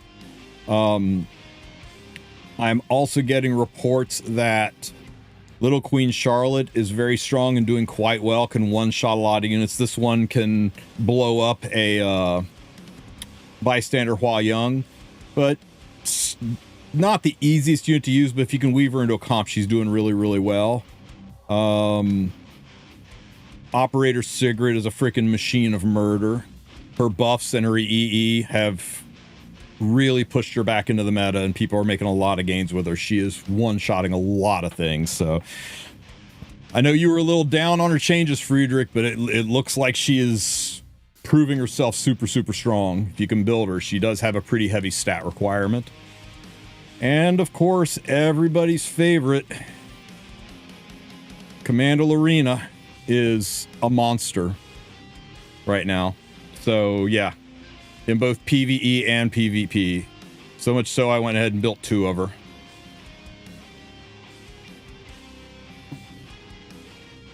Oh, she'll get Stark's artifact once Stark's done with her. So yeah, those 4 have been crazy. I think they're definitely the top 4, and it just depends which one you like the best.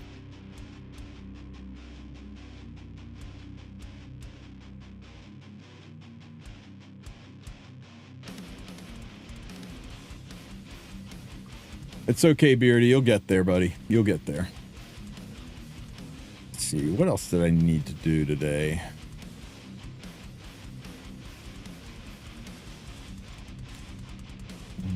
Your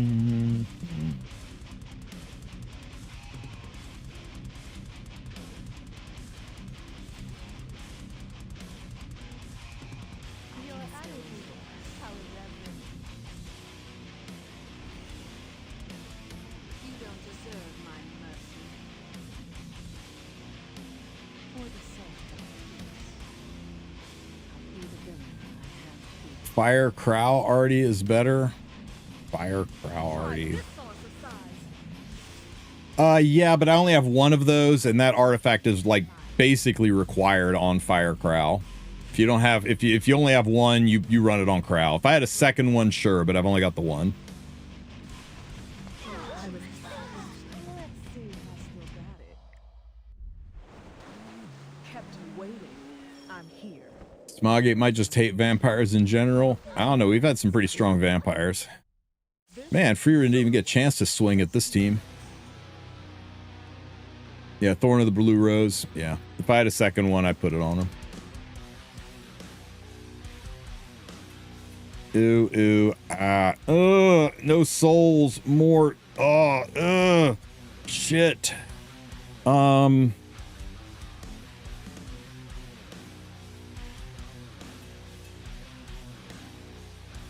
You know what?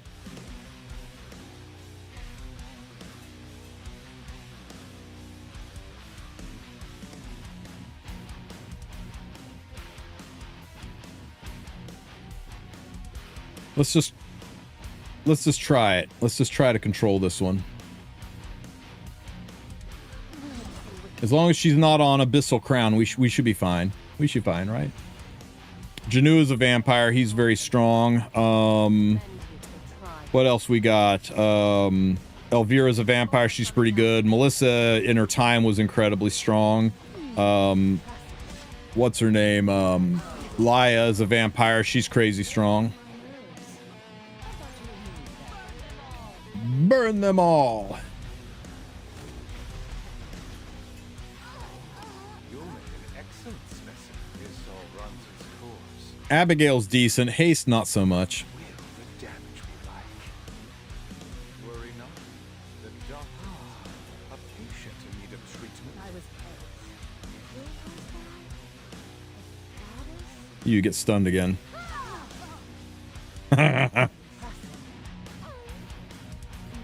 This part's so satisfying, guys.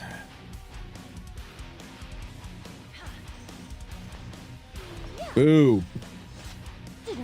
Oh, come on. Freaking artifact proc screwed me.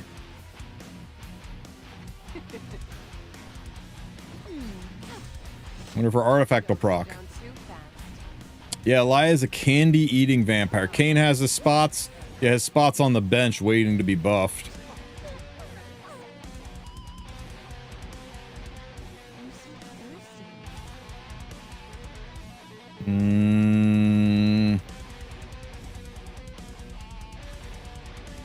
Let's just kill you off. She's asleep, so this should hit, and that will give me skill nulls. Stun for you. How about just death for you?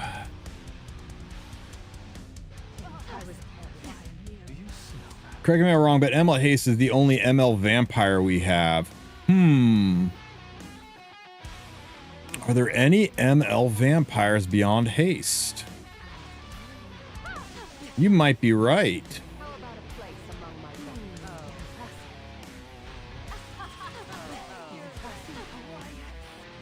Yeah, I think you're right. Yeah, free run on next Tall Trials and then probably Fern on the one after, right? Or maybe even Fern on the next one. Okay. This We can't control.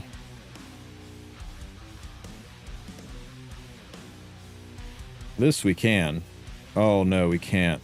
She's gonna cause a problem.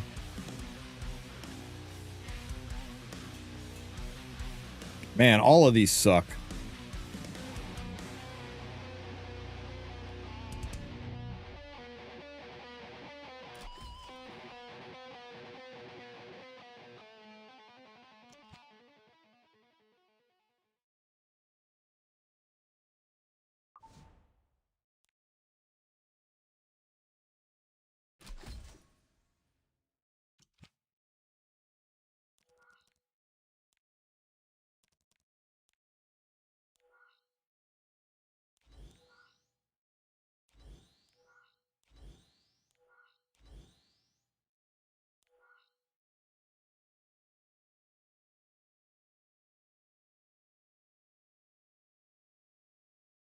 Miserable creature.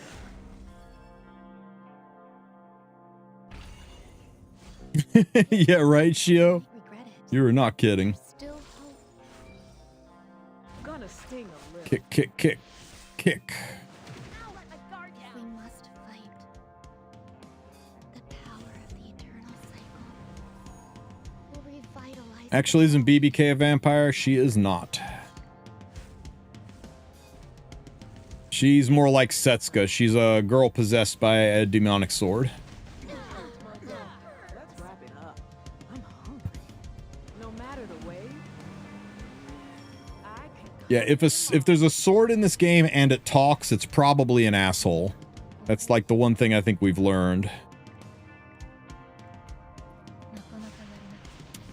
Nope. Just not a relative of Setsuka, just a victim of the same situation. You be dead. Oh, now he's back. You be dead. Oh, he's not back because I got breasts area. Easy game.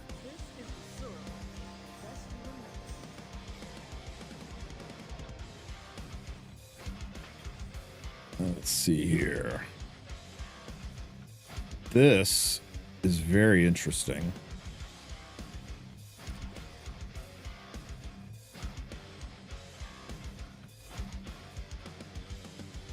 Let's do this. Yep, Strays is in that club as well. Try this on for size. Let my guard down. Have faith in me. That should get Freerin pushed up ahead, I think. I'll flourish once again. It hurts. How do we look? Oh, we look good.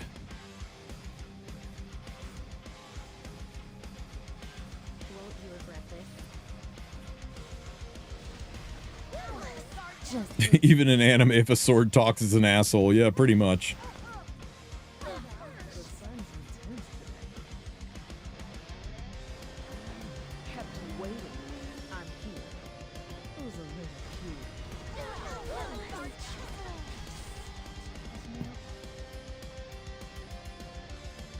cute. I do have swift action, so I'll get another turn. So I'll just S3 here. Hey Tristan, what's your thoughts about Freerin with the Ahmed tech? Yeah, I mean she's basically Strays 2.0. it'll be over soon. Finally, her silly fighting is over. I walked all the way to Emperor last season with that. I'll probably do it again this season.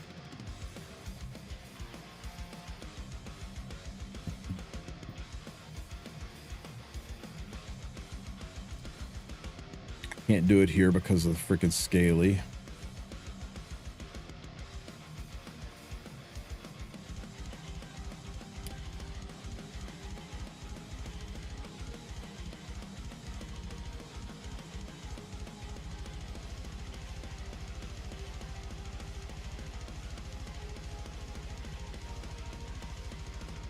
Surely she's not on Soul Consolation, right? Right? Surely she's not. Oh, I'm out of flags anyway. I don't have to think about it. I can think about it later. Nice. Yeah, Strays is element neutral, but free run hits so hard, sometimes the elemental disadvantage is not that big of a deal, as long as you don't miss, and she's even killing on misses.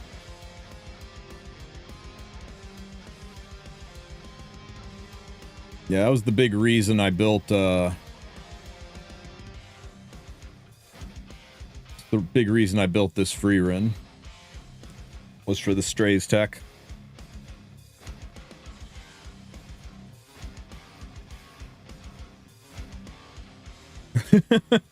Yeah, I know. Arena. Sometimes Arena. I'm like I'm in a love-hate relationship with Arena. Sometimes I really enjoy it, and other times it's like right now it's not that fun. Maybe Fern will change things out. I can't think of any talking weapons in fiction that were a good situation, right, Discount Hero?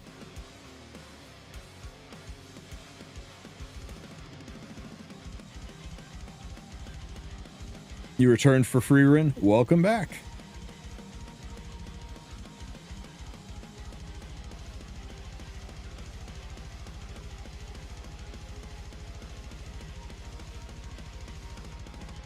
Is that artifact better than Symbol of Unity? No, but Strays need Symbol of Unity.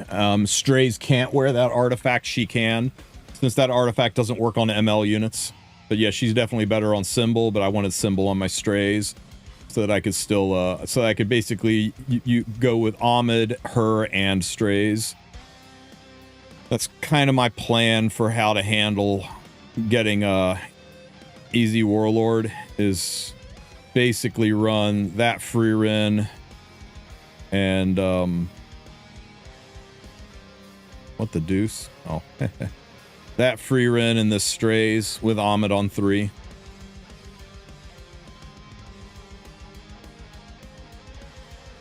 Misha versus Symbol of Unity is a better Symbol of Unity in every conceivable way, except that you'll probably want Symbol of Unity on somebody other than a Ranger.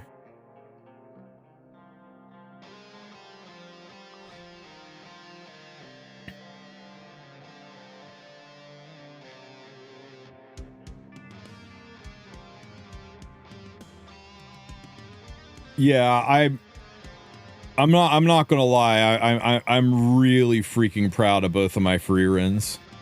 I think the stat line on both of them is way above average. I'm very pleased that I was able to pull them off and still stay well above 7k attack on or HP on both of them. Something people aren't talking about. You really want to make sure you stay above 7k HP on both your free runs, or else you'll get one shot by Renax by the pop damage. You want to have a chance to survive that Renax pop damage.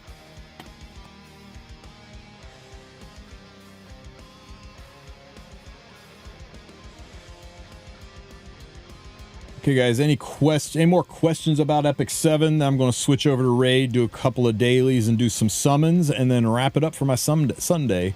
I'll still be here for E7 commentary. In fact, I'm gonna switch over now, but I'm gonna put E7 up in the corner down here so that we can still be playing it and answering questions about it. Let's see here. Which specialty change is the best? My friend, have I got a guide for you.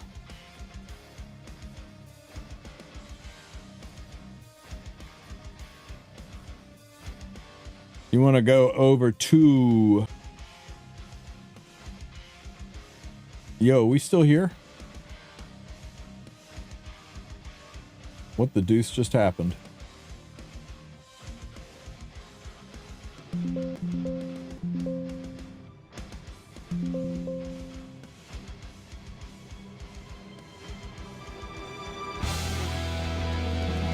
I'm still on YouTube. Are we still here on Twitch?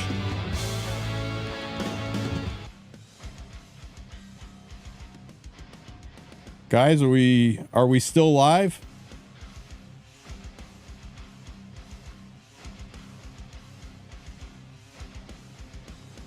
The reason I ask is my my OBS, the start streaming button is turned off.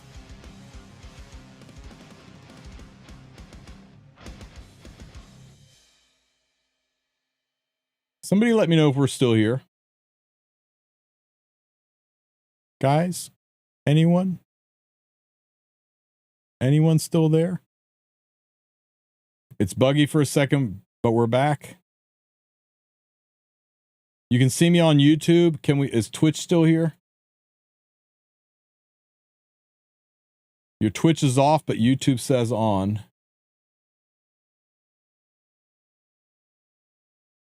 Are we back now? Poor Twitch. Okay, I think it's fixed. Holy crap, that was weird. Okay, so to whoever it was that was asking that question, go over to Google and search for Tristen Wulf specialty change.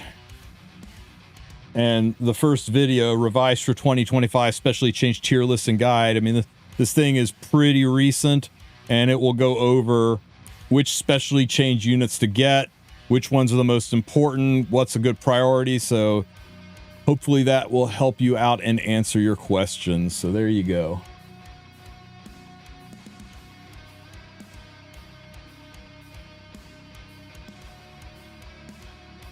Oof.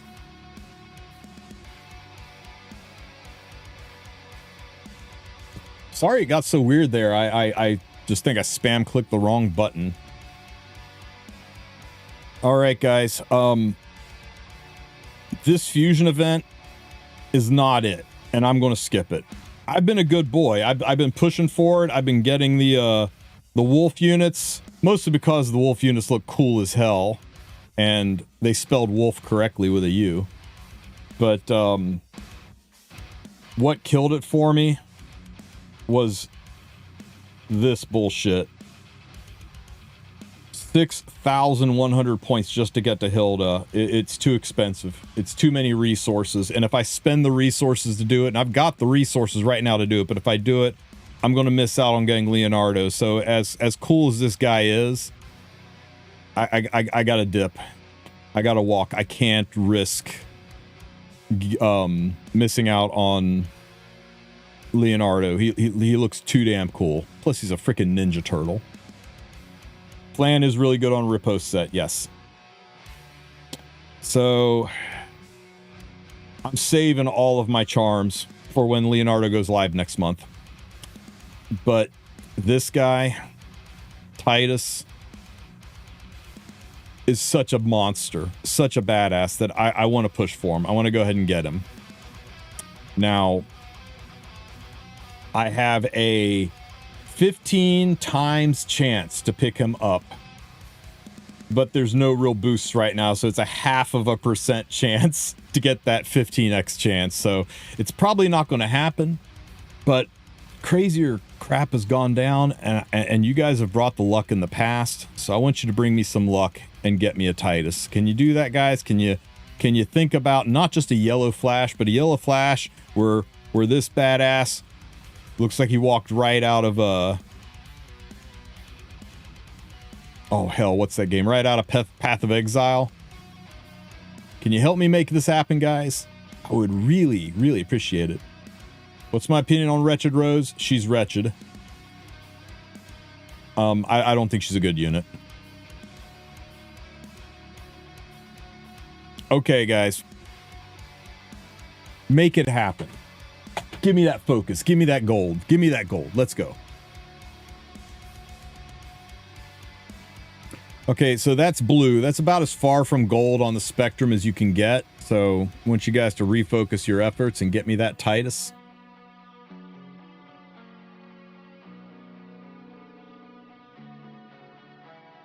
That's still blue. Would it help if I said his name isn't actually Titus, it's Titus? Would that appease you guys more?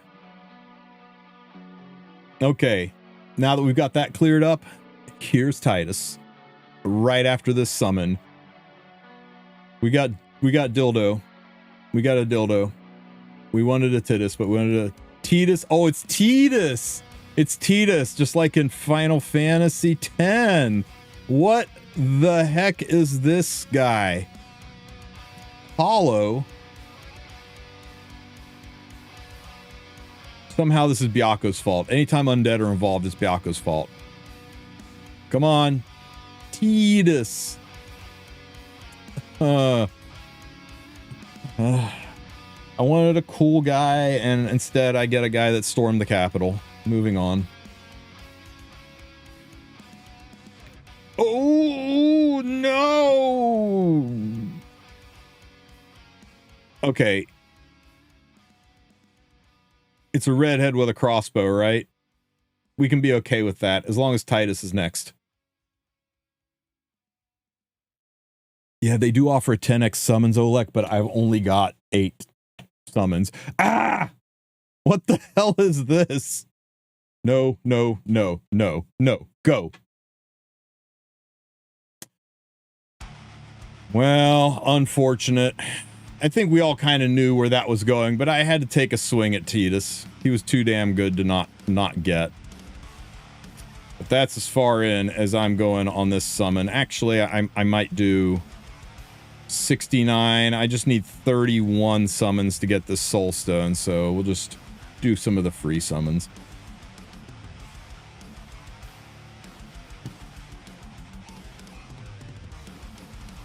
$10, 20, 30,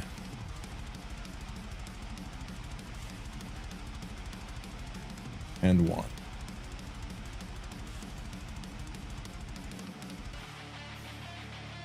There we go. Ooh, very disappointing. Very disappointing run and raid.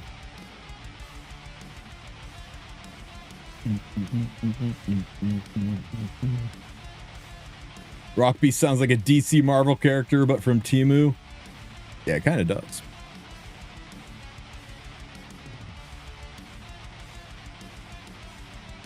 Okay.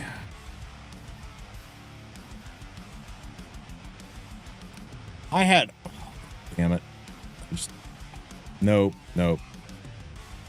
I'm in saving mode. I'm in saving mode. I'm in... Wait a minute. Was that an allure? Hang on, hang on. I think I saw an allure soul in there.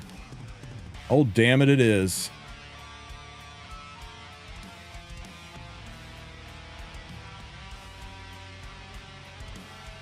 I used the shit out of allure. What do I get out of her third soul, guys?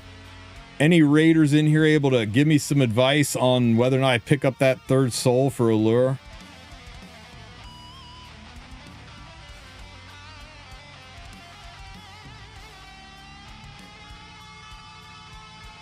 Allure is gorgeous. All caked up.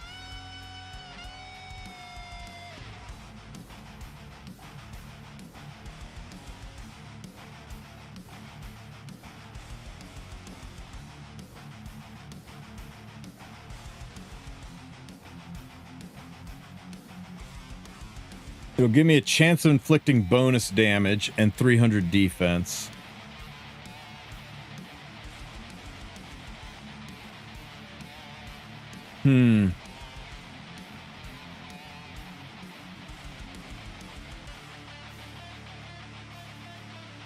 Oh, Alice. I love me some Alice, man.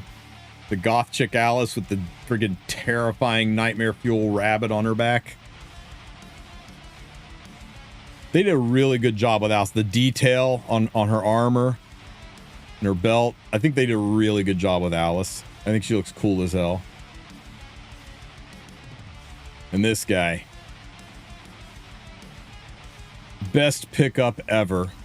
I started raid just in time for Fabian. Freaking Fabian's amazing.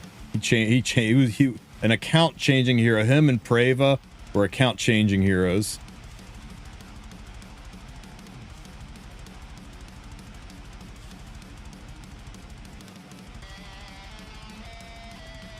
Okay, I gotta send a screenshot of this for people that know better and ask what they think about this Allure Soul, if it's worth dumping my currency or not.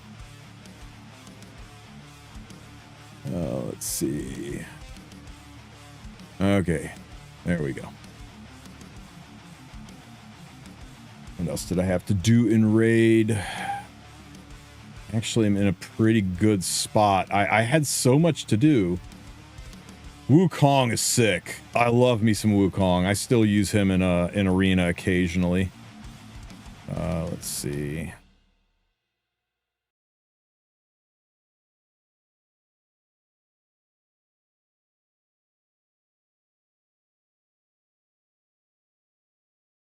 The turtles are limited. The ones I was looking at aren't limited. But I really want to pick up the turtles. I've got Michelangelo and I've got Donatello. I really want Leonardo. I could pass on Raph. I could even pass on Shredder. I really want April though, and I think we can get Leo and April for free as long as you keep the resources to do the what do you call it? As long as you got the resources to do the fusion event and the deck of fates, but the Titan event. And I'm just worried that if I keep pushing for granite, I'm not going to get it. Oh yeah, we should get Wukong on a team though. Let's see. Let's fight this team and we'll put Wukong in.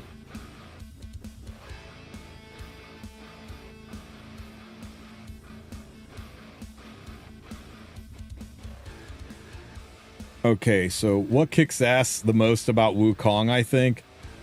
His A3 skill is insane, right? Being able to put block buffs so they can't buff themselves on everybody and doing AoE damage is cool. But there's just nothing quite so cool as this skill that when you hit people with it, it turns them into a sheep. I just am really amused that you can turn people into sheep.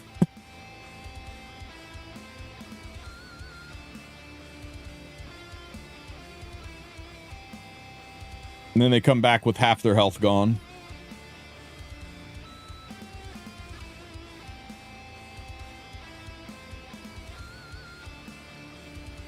Did I play Guilty Gears? No. I know. I've watched people play it, but I'm not so good at fighting games.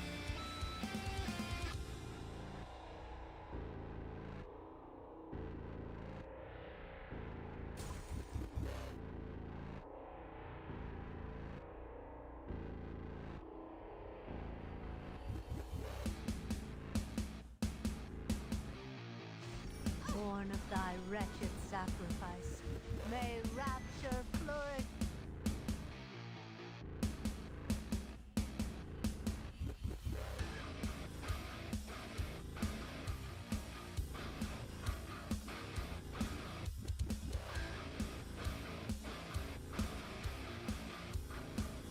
Hey, Starlow. Thank you for the follow, buddy. This isn't ending so well.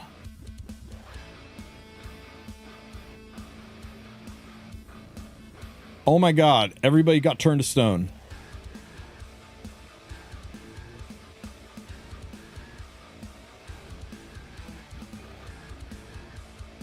Here's the cool thing about Wukong, right? He's dead. If you take 2 turns, 1, 2, he comes back to life with full health and 100% CR. Whoop.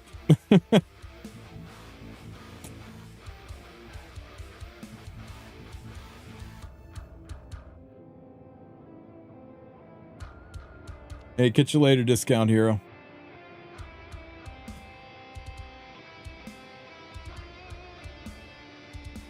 Oh, I am not winning this, am I?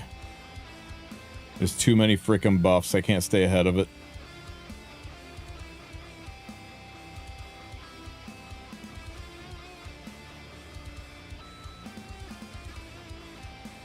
Rip.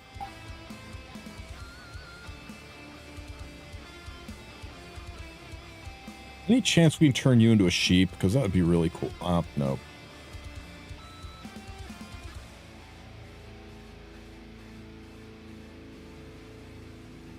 You to stone.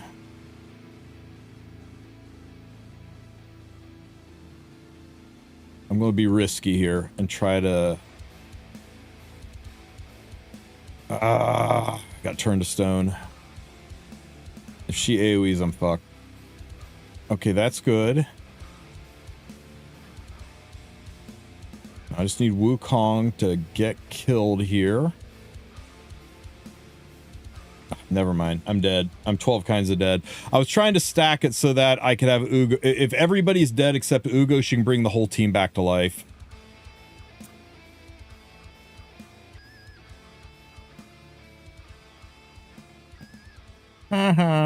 He's a sheep. Rats. That was a tough team.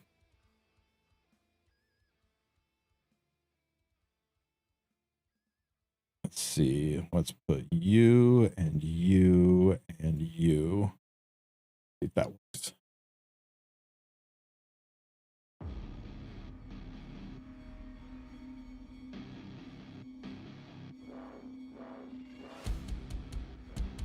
Dead.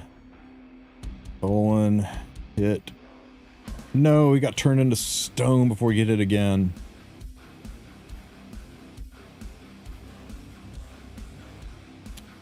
Damn, I just don't have the ass to beat this team. Sorry for bringing E7 on a raid stream, but should I expect an Ahmed rerun before December? You should not. I don't think you're ever going to see Ahmed rerun again. I think you're going to see a custom group summon where you can select past limited units as part of the pool. But I think that's the only way we're going to see Ahmed again. That's typically how they handle past reruns. And no problem, man. I got E7 up down there in the corner to let you guys know that I'm still here to answer those questions. I'm only going to do a little bit more of this, and then I'm going to go put together some guides for you guys.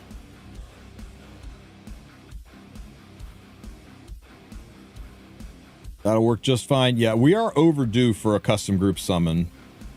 It's just weird how they're going to shoehorn it into everything else. I know, I watched Sue play it. It looks okay. I'm not a huge fan of card building or deck building card games, but holy crap.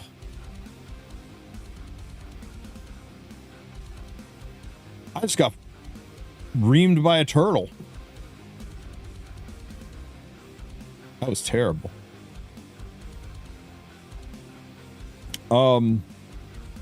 It looks really good. We'll see how it does on launch. It's got some problems that need addressed, but as long as they're able to address them before launch, it should have legs, and I'm looking forward to it. I love the dark, gritty feel of it.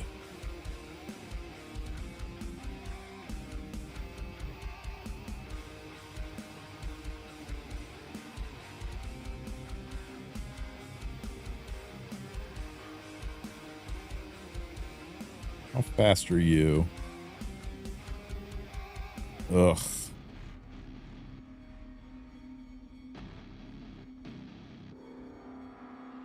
I think I'm just going to get cleaved if I try to fight this team.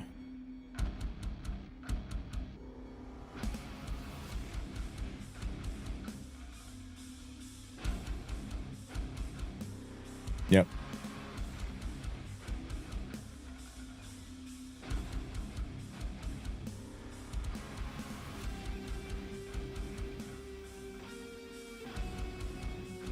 Ooh, I am weak on barbarians.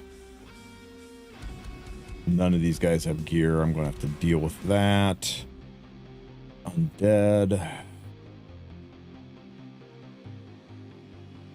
Oh. These factions suck for me, and I'm too lazy to re-gear right now.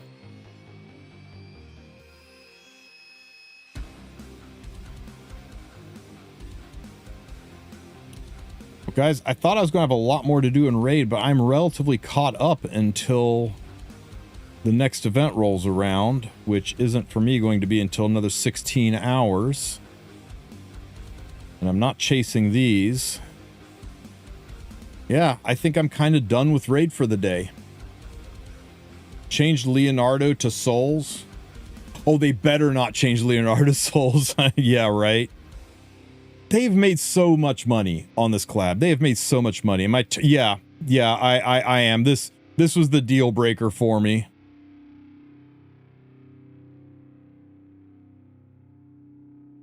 $6,100. This was the deal breaker for me. Dude, let me I was checking this out online. Check this out.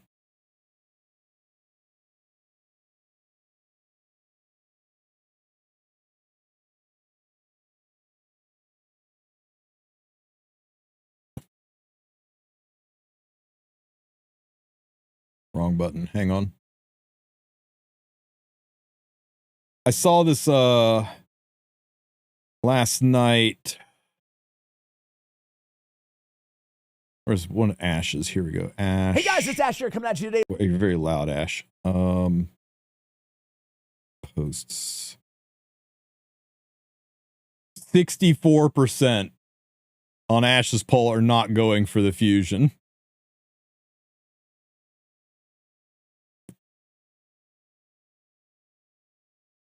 And I think, was it Nub? 74% are skipping the fusion. He is He-Man is strong for a limited, and he is so good. I think any other time of year, but as soon as I saw this, I went, they are making this is more punitive than any rush. What, 6,100? What is that? That's 12? A little bit more than 12 sacreds? It's usually like 8 or 9. 12 is huge. And it makes me think the rest of this fusion is going to also be ramping up and be more and more harsh as we go further in. So that was my biggest concern is we're only halfway through this fusion and they drop this on us. It kind of sets the stage that the rest of it is going to be pretty nasty too. And that concerns me a lot. And Leonardo is so freaking broken. Like, his kit is insane. This guy's a really good tool for dealing with Arena, and I like Arena, so I would love to have him on my account. I was initially going for him, but I think unless you're willing to spend like $200 or $300 on Leonardo and have a decent amount of reserves saved up, I don't think you can get both.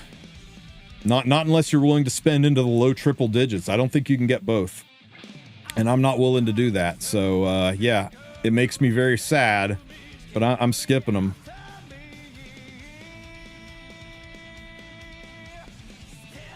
But I'm going to go ahead and get one more Wulf so that I can fuse 4 of them and get a Hilda. Because Hilda looks pretty freaking good, too. So I do want a Hilda and I do want a Wulf. I do want to have one of those, but that's as far as I'm going to take it. It's just, it's too rich for my blood.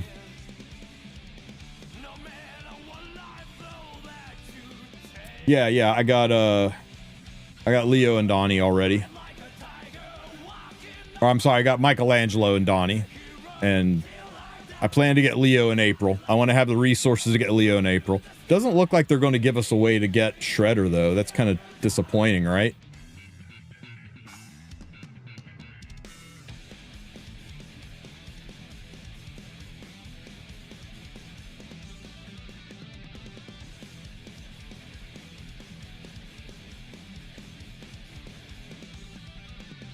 All right, guys. I appreciate y'all being here and hanging with me for a little Raid Shadow Legends and a little bit of E7. I will get some guides. I'll put that gear guide up. I'm going to do a guide on what units are best for a post set and what units are best for reversal set. I'm going to try to do a guide on what units to level up first. You know, what if you're starting out a new account, what units are a good place to start, and a guide on what 3-star and 4-star artifacts are worth keeping and keeping multiple copies of. If you have any other ideas for guides, any other ideas for things you would like to see, shoot them to me in my Patreon. I will post that once again.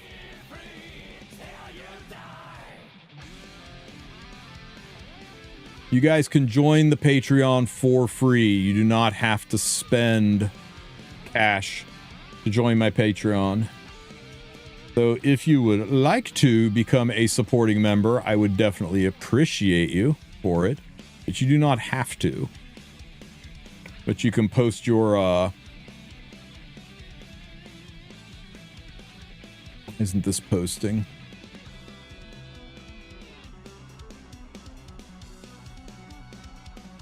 There you go. But I'm trying to be pretty good about responding to comments there. So go ahead and hit me up with any ideas or guides that you would like to see. Got a lot of work to do over the next several days, weeks, months. Whew, it's a lot. All right, guys, I'm going to find somebody to raid you off into. I'll send you to a raid streamer for right now. Let's see. Who is playing right now?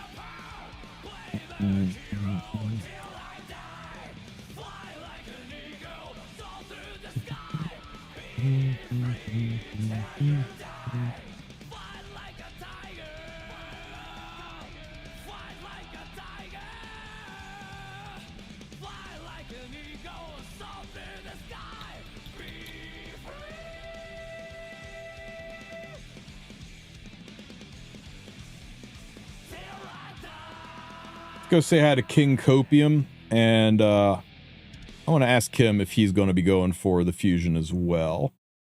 All right, guys, thanks for being here. Thanks for sharing some of your Sunday with me. I will catch you guys Monday for Mola Monday and the last day of the Heart of Orbis, and hopefully we get lucky with that.